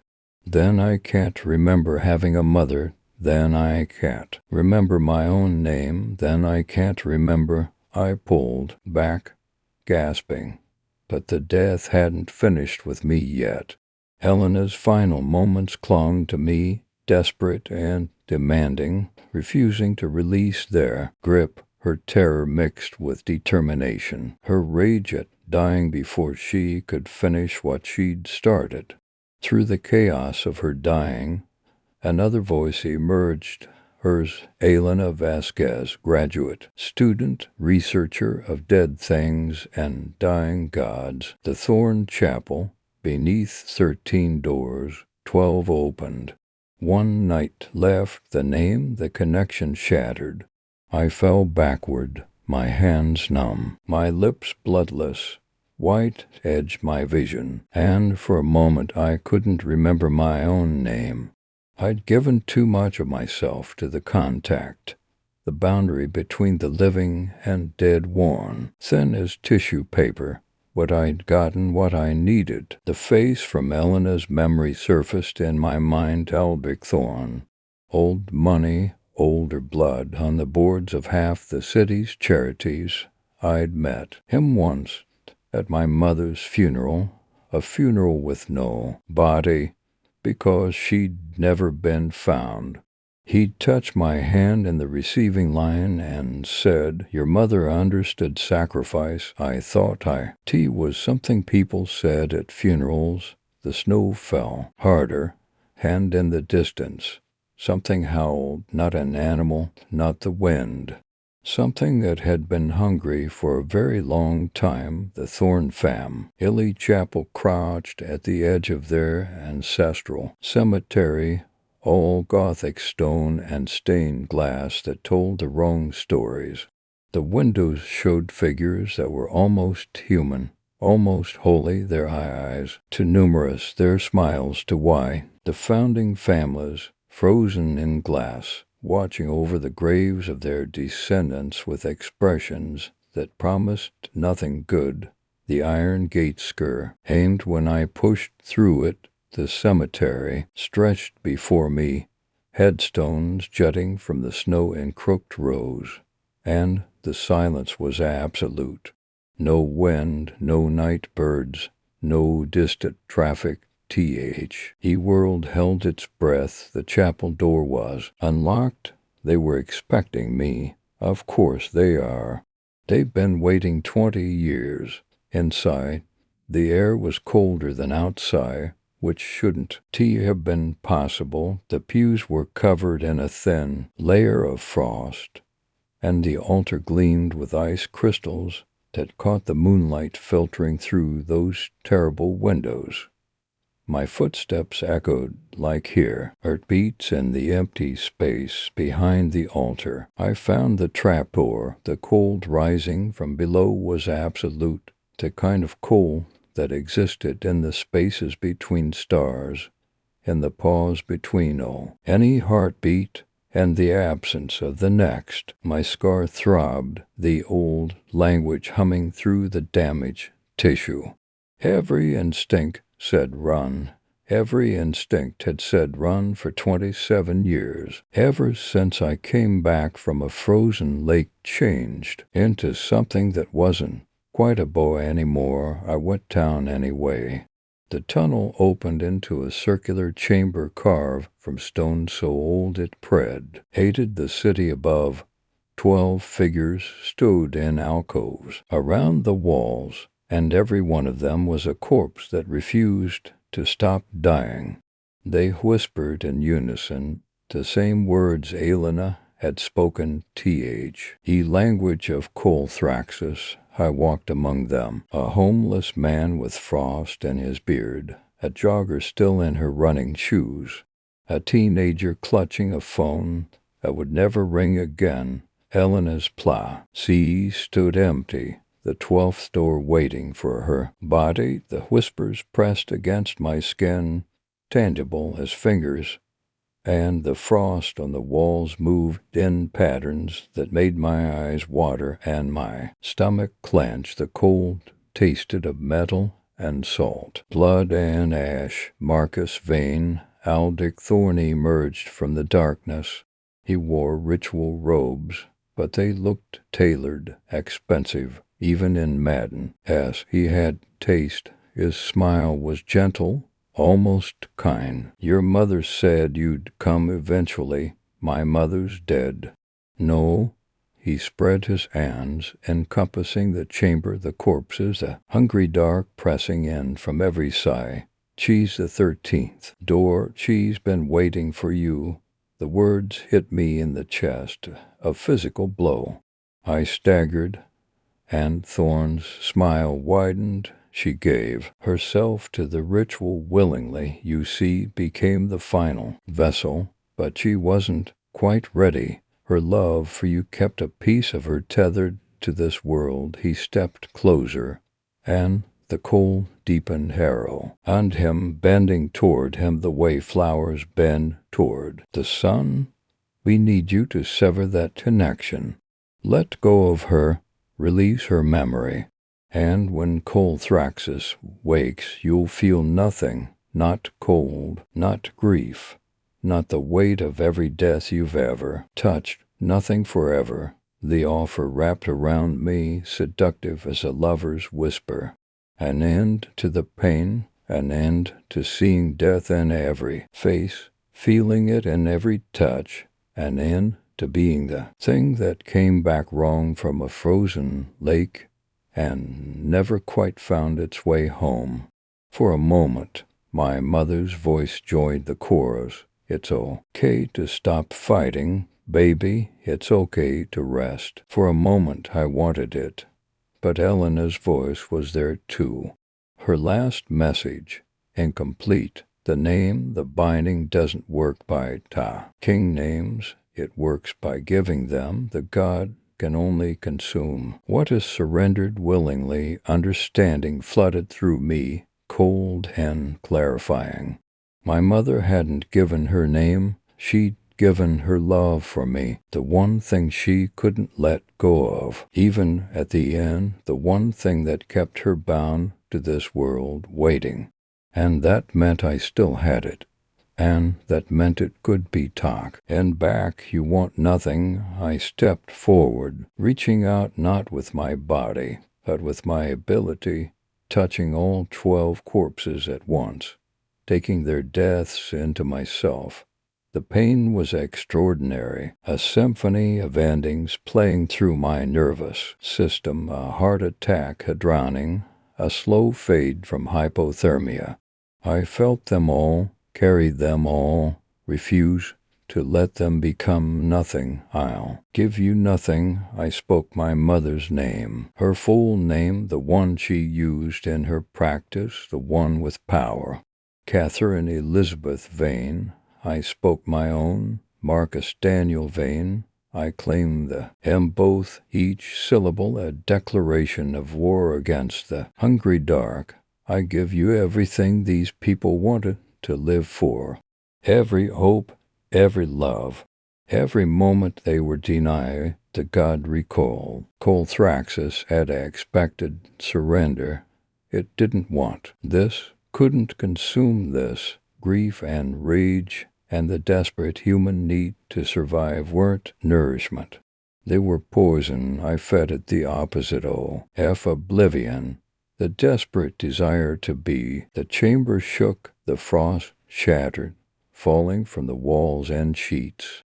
The whispers turned to screams, not of victory, but of starvation. The 12 corpses collapsed. Finally, truly dead. The walls cracked, and somewhere above, stone groaned and gave way. Thorn tried to run, the tunnel collapsed on him. I didn't watch my Mo. Her appeared before me, or the thing she'd become. For a moment, she looked like herself. Brown hair streaked with gray, tired eyes that had seen too much. She was smiling. You always were too stubborn. I learned from you, I know. The light behind her grew brighter, warmer. I'm sorry, I know.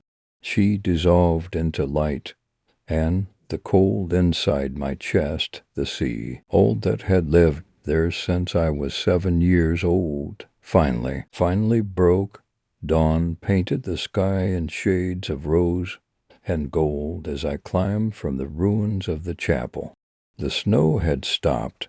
The air was still cold, but it was a normal cold, a winter cold, a cold that wouldn't kill you if you dressed warm enough and kept moving. Sarah was waiting by her car, having followed when I didn't answer my phone. Her face was pale, her eyes red-rimmed, but she didn't ask questions. She draped her coat around my shoulders and guided me toward the passenger door. I looked at her profile in the early light. I still saw her death, everyone's death. A car accident, 23 years from now, quick and painless. I'd carry that knowledge forever. But for the first time in 3 years I took her hand anyway. I'm cold, I said, I know. I'm always cold, I know that too. She didn't let go.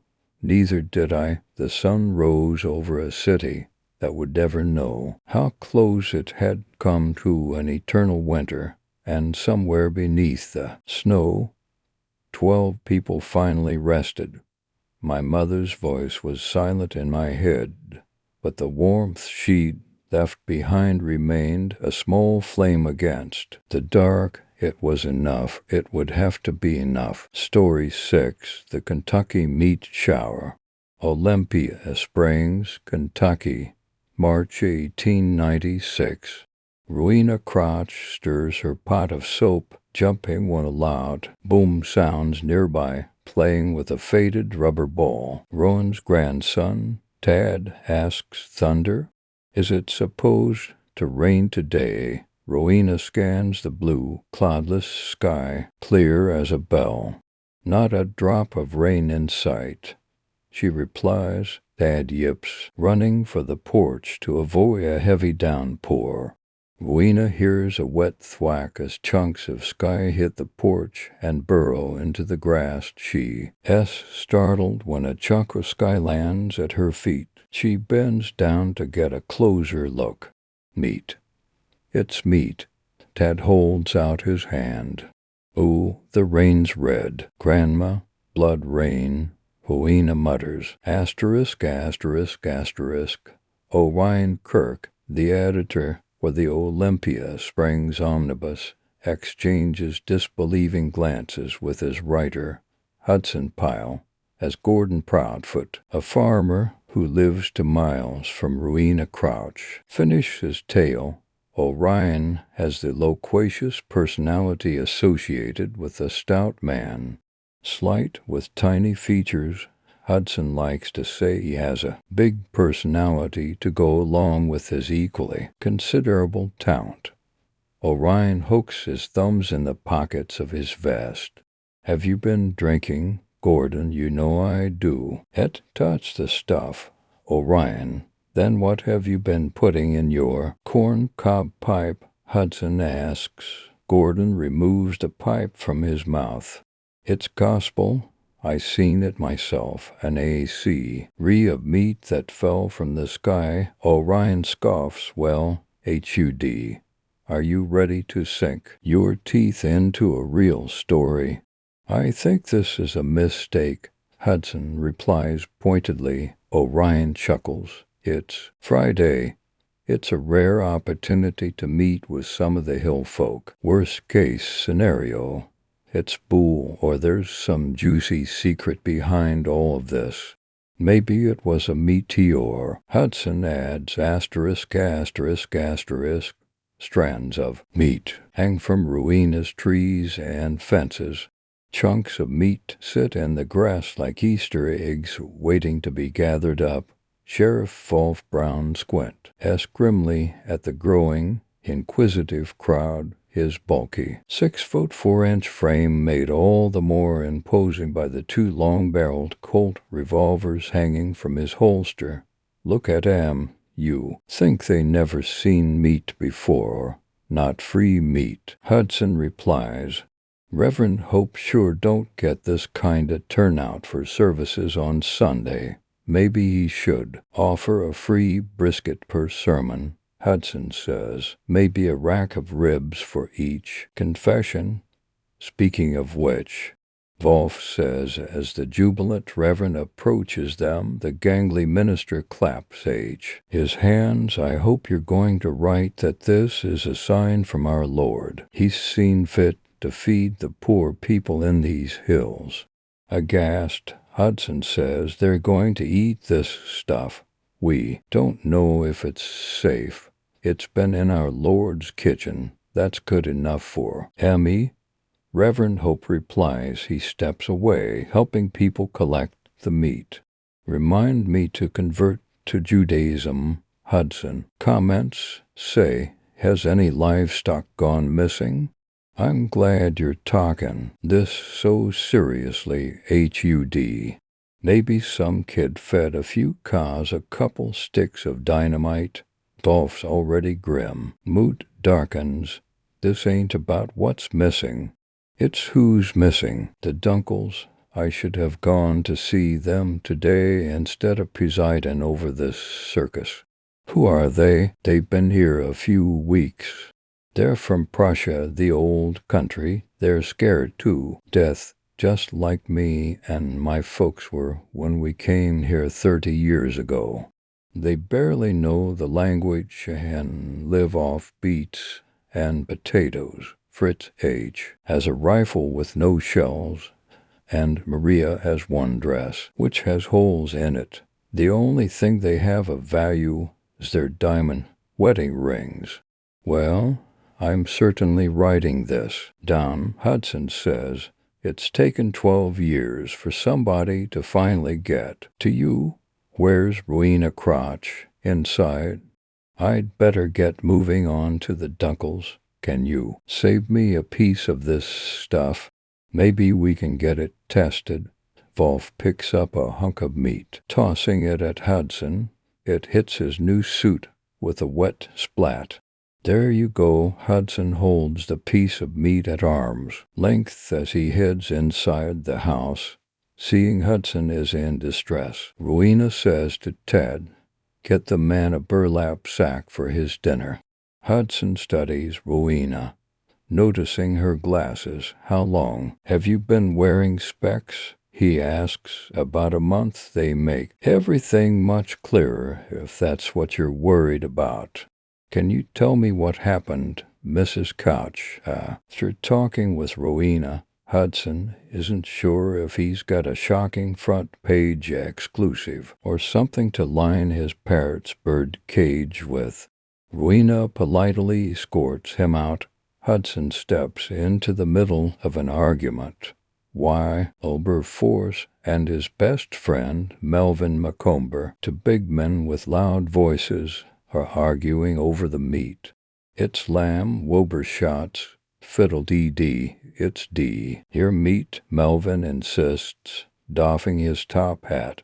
Ferd Hatfield, a well-known instigator, says to the crowd, well, there's only one way to settle this, Barney, isn't there? Put your money up for Wilbur or Mel. The men in the crowd make baits, passing around Hatfield's hat. Lamb, Wilbur says, taking a bite out of a hunk of meat. Melvin takes a bite from his glob of meat. It makes a squishing so. A milky, watery ooze dribbles down the sides of his mouth. He gags, forcing the meat down. Always knew I was stronger than old cast-iron gut Melvin.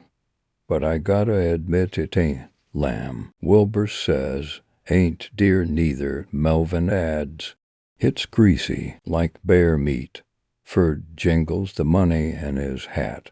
Come on, boys, which is it? A voice from the betting crowd shouts out, you're holding the money. Hatfield, you decide.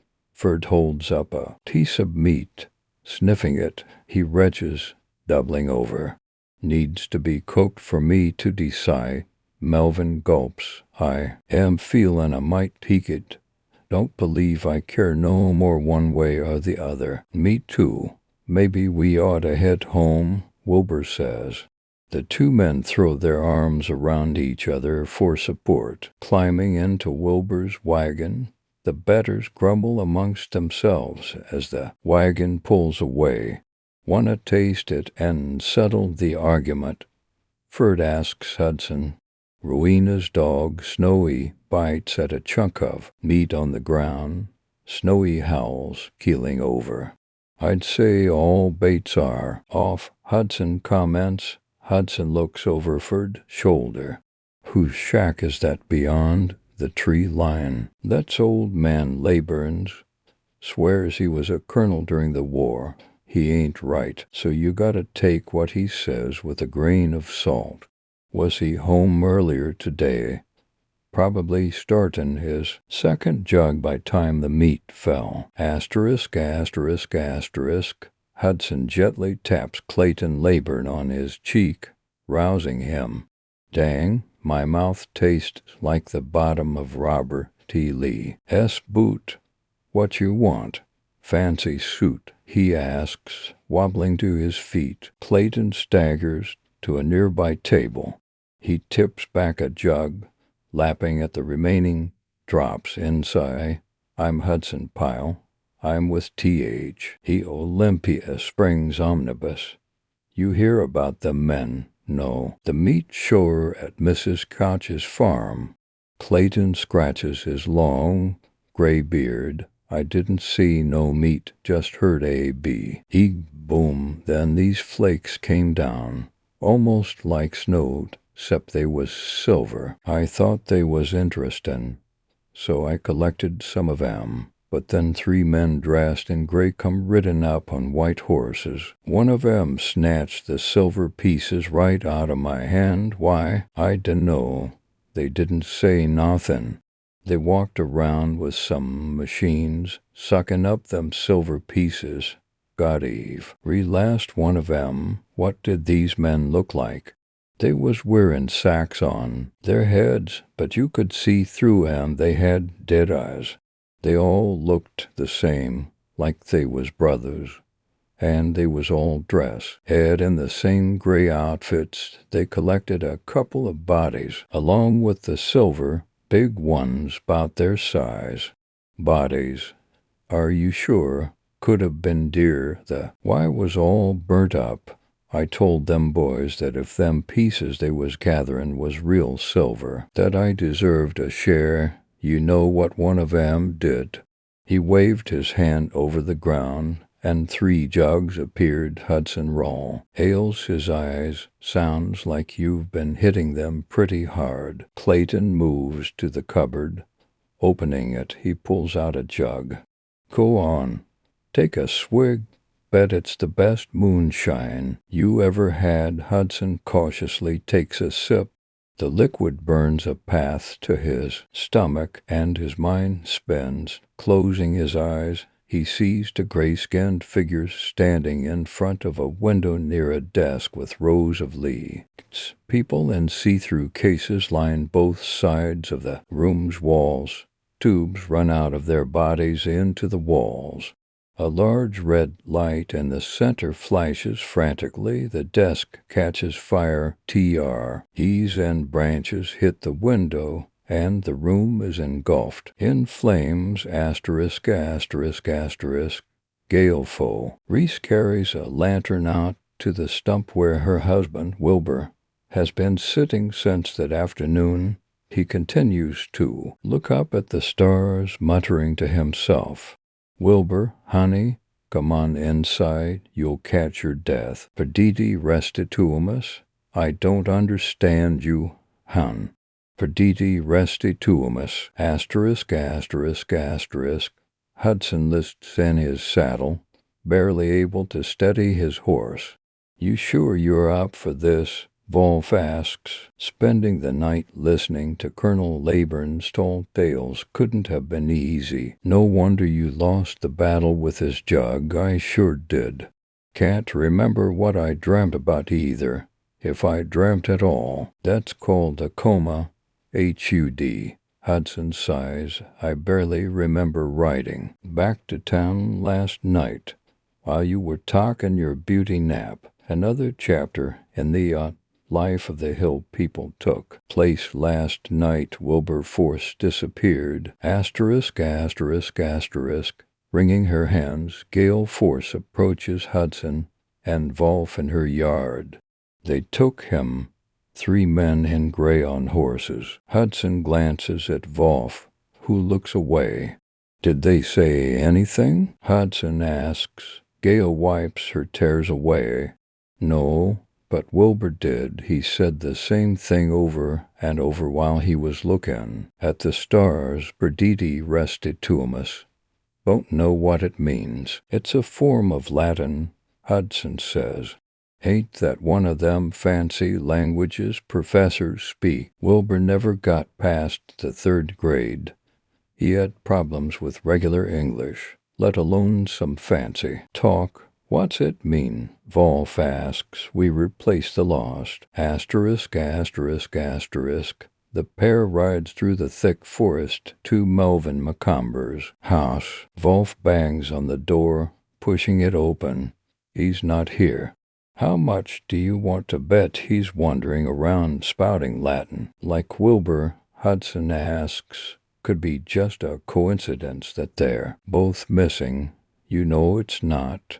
Wolf. I've been meaning to ask you. What was that look you gave me? What hour? And Gale described the men in gray. You know who they are, don't you? They're spooks. People call 'em the gray men of midnight. I'm surprised you ain't heard of 'em. I deal in facts, not airy tales. Any time my mother wanted to scare me, she'd tell me that the gray men would kidnap me and make me their slave. They were supposed to have this big ship, and they used people who misbehave to row it across the land. It's all crazy talk. 2 men ate the meat that fell from the sky, went mad, and wandered off. That's all. You write anything else, and you'll start a panic. If you're gonna tease something, tell folks the meat ain't safe, and they shouldn't eat it. You know the hill folk don't and can't read the paper. Do you plan to ride from house to tell them? Between me and my deputy, it shouldn't take but a day. The pair searches the grounds near the house, stopping when they come across a large, charred patch of land. Looks like a lightning strike. Wolf cockle. Hoods, I don't think so. It's a perfect circle. Maybe this is where your friends, the gray men, docked their sailing ship. Funny.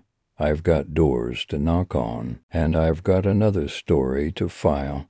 When I'm done, I'm heading to Ashland. You should come with me. Why's that? I'm going to have that chunk of meat you threw at me tested. Asterisk, asterisk, asterisk. Wolf gives the 3 chemist a skeptical look, clearing his throat. Somerville Sagan adjusts his spectacles. We have each formulated a theory regarding your meat shower. The Crotch Farm is located in a region of Bath County that is virtually surrounded by the Daniel Boone National Forest. It's home to hundreds of vultures. I believe the meat came from a flock of vultures flying over Mrs. Crotch's farm. Vultures are known to vomit when they feel threatened, and when a vulture sees another vomiting, they often vomit as well. But R.S. Koch didn't see any birds flying by, just clear sky. Hudson points out, black vultures fly higher than the human eye can see.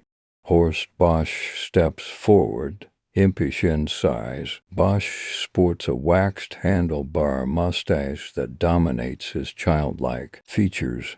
He twists his mustache as he speaks. I believe it was blood rain, tiny rust-colored particles suspended in the air, either sand or spores mixed with rain and fell on the farm. It rarely happens, but it could account for the color of what fell from the sky, doesn't explain why clumps of meat fell. With it, Wolf counters. So, big man, what do you think it is? Lamar Tesla's massive size and dark features make him look solemn without his having to frown.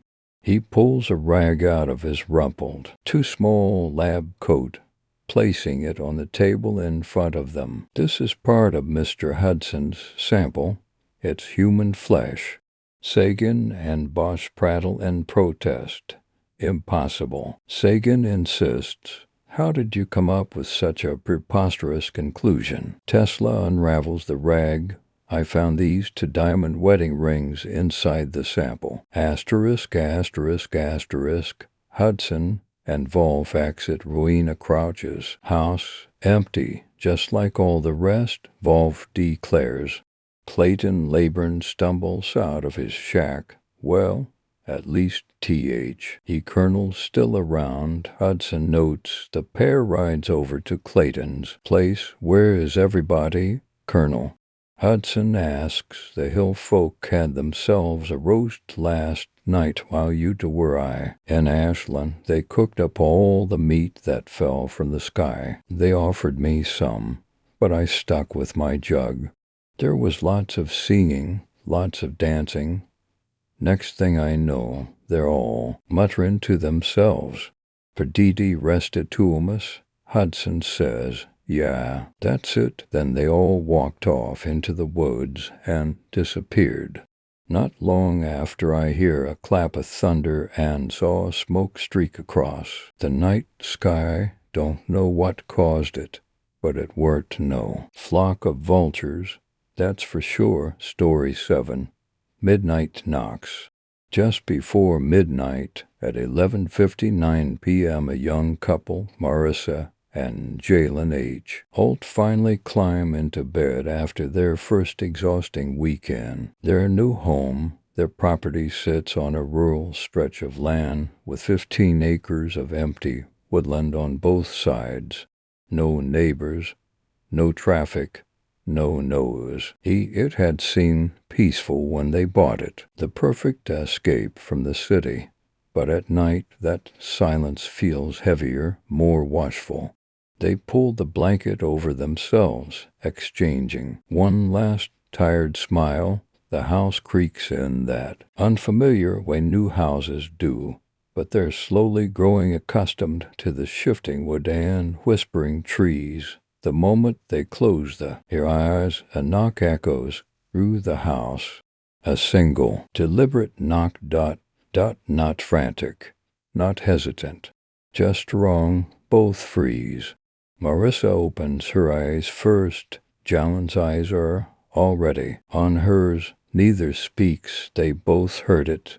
Another knock, louder, as if someone knows they're awake. Heart hammering, Marissa whispers, "Who could be out here? No one even lives near us." Jalen sits up slowly, jaw tightening. "I don't know." He reaches into the drawer beside the bed and pulls out his gun. He tells her, "Stay here." She immediately climbs out of bed and grabs hers too. He turns. "What are you doing?" He whispers harshly, "I'm not staying here alone." She whispers back, "Just go. I'm scared." He sighs. "Fine, stay behind me and do exactly what I say." They creep down the hallway, the old wooden floor complaining under their weight. The house feels colder somehow. The air feels thicker. Halfway to the front door, Jalen stow. T.S. abruptly, "Wait. What the hell are we doing?" He mutters, asterisk, "We have cameras, asterisk." Marissa gasps. She had completely forgotten. They had installed a full surveillance system on move-in day. "Let's check," she says, already reaching for the wall-mounted screen near the living room. She taps the panel with trembling fingers, cycling to the front porch camera. A uniformed officer stands there, or someone dressed as one. Relief floods her all at once. Oh my God, it's the police. Jalen's shoulders relax only slightly. All right, let us see what he wants. He approaches the door cautiously. "Yes, officer. We're right here," he calls through the wood. A calm voice responds. "Evening.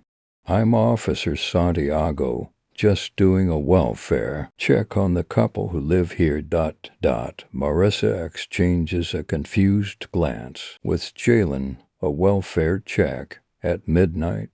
Jalen asks. Yeah, that's us. "Is everything okay? May I come in?"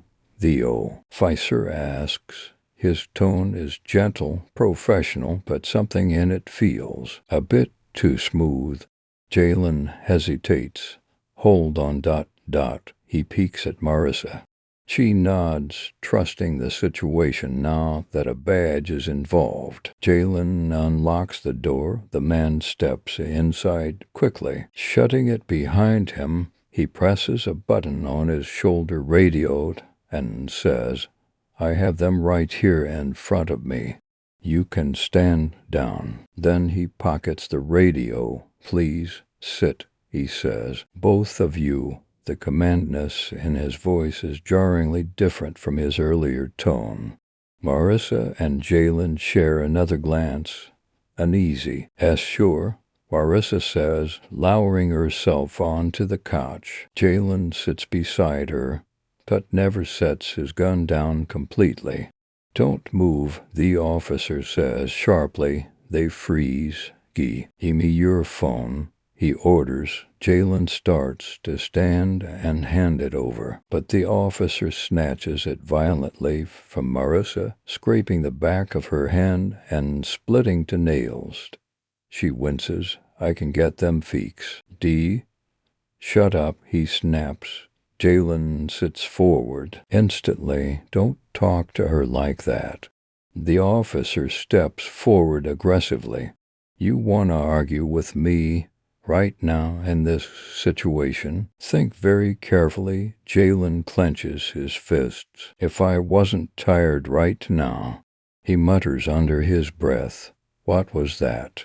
The officer asks, leaning in. "Nothing." "Yeah," Len says tightly. The officer smiles as if amused, then reaches into his bag. Marissa and Jalen both dance. He pulls out of all things a small portable speaker, a little JBL-looking thing. He sets it on the table and presses play. Soft, pulsing music fills the room, slow, rhythmic, and settling. Then, shockingly, the officer begins to undo his shirt. Wide-eyed, Marissa blurts out, "We done? Want to see this?" He continues unbothered. Jalen mutters, "What is happening right now?" The officer slides his shirt off one shoulder. "I told you," he says calmly, "this is a welfare check. This is not." Marissa starts, but he silences her with a glare. Jalen stands, unable to help himself. "Buddy, I swear if you don't stop this." The officer tilts his head. "You'll what? You re-tied up?"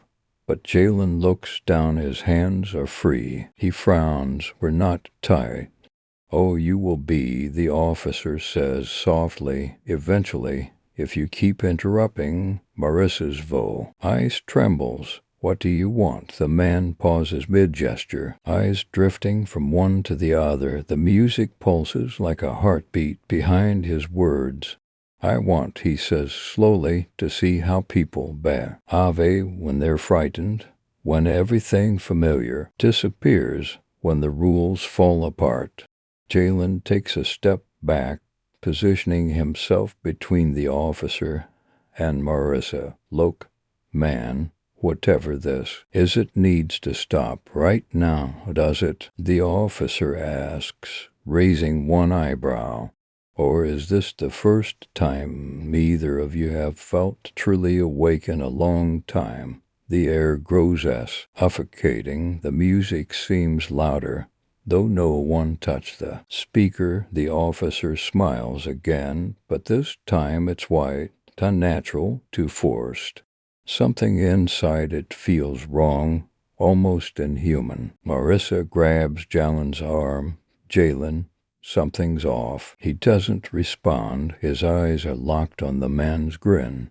The officer steps forward, slow and deliberate. You bought a house in the middle of nowhere, he says. No neighbors, no traffic, no witnesses, and you thought nothing would find you here?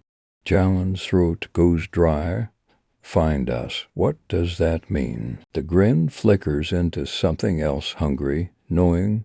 Midnight knocks. He says, are never accidents. The lights flicker, the music distorts. Something moves behind the officer, a shadow stretching along the wall that doesn't match his body's shape. Marissa gasps. Jalen tightens his grip on her hand. The officer stands perfectly still, letting the shadow behind him grow. It crawls up the wall like spilled ink. Then, in a voice no police officer would ever use, he says, welcome to the neighborhood.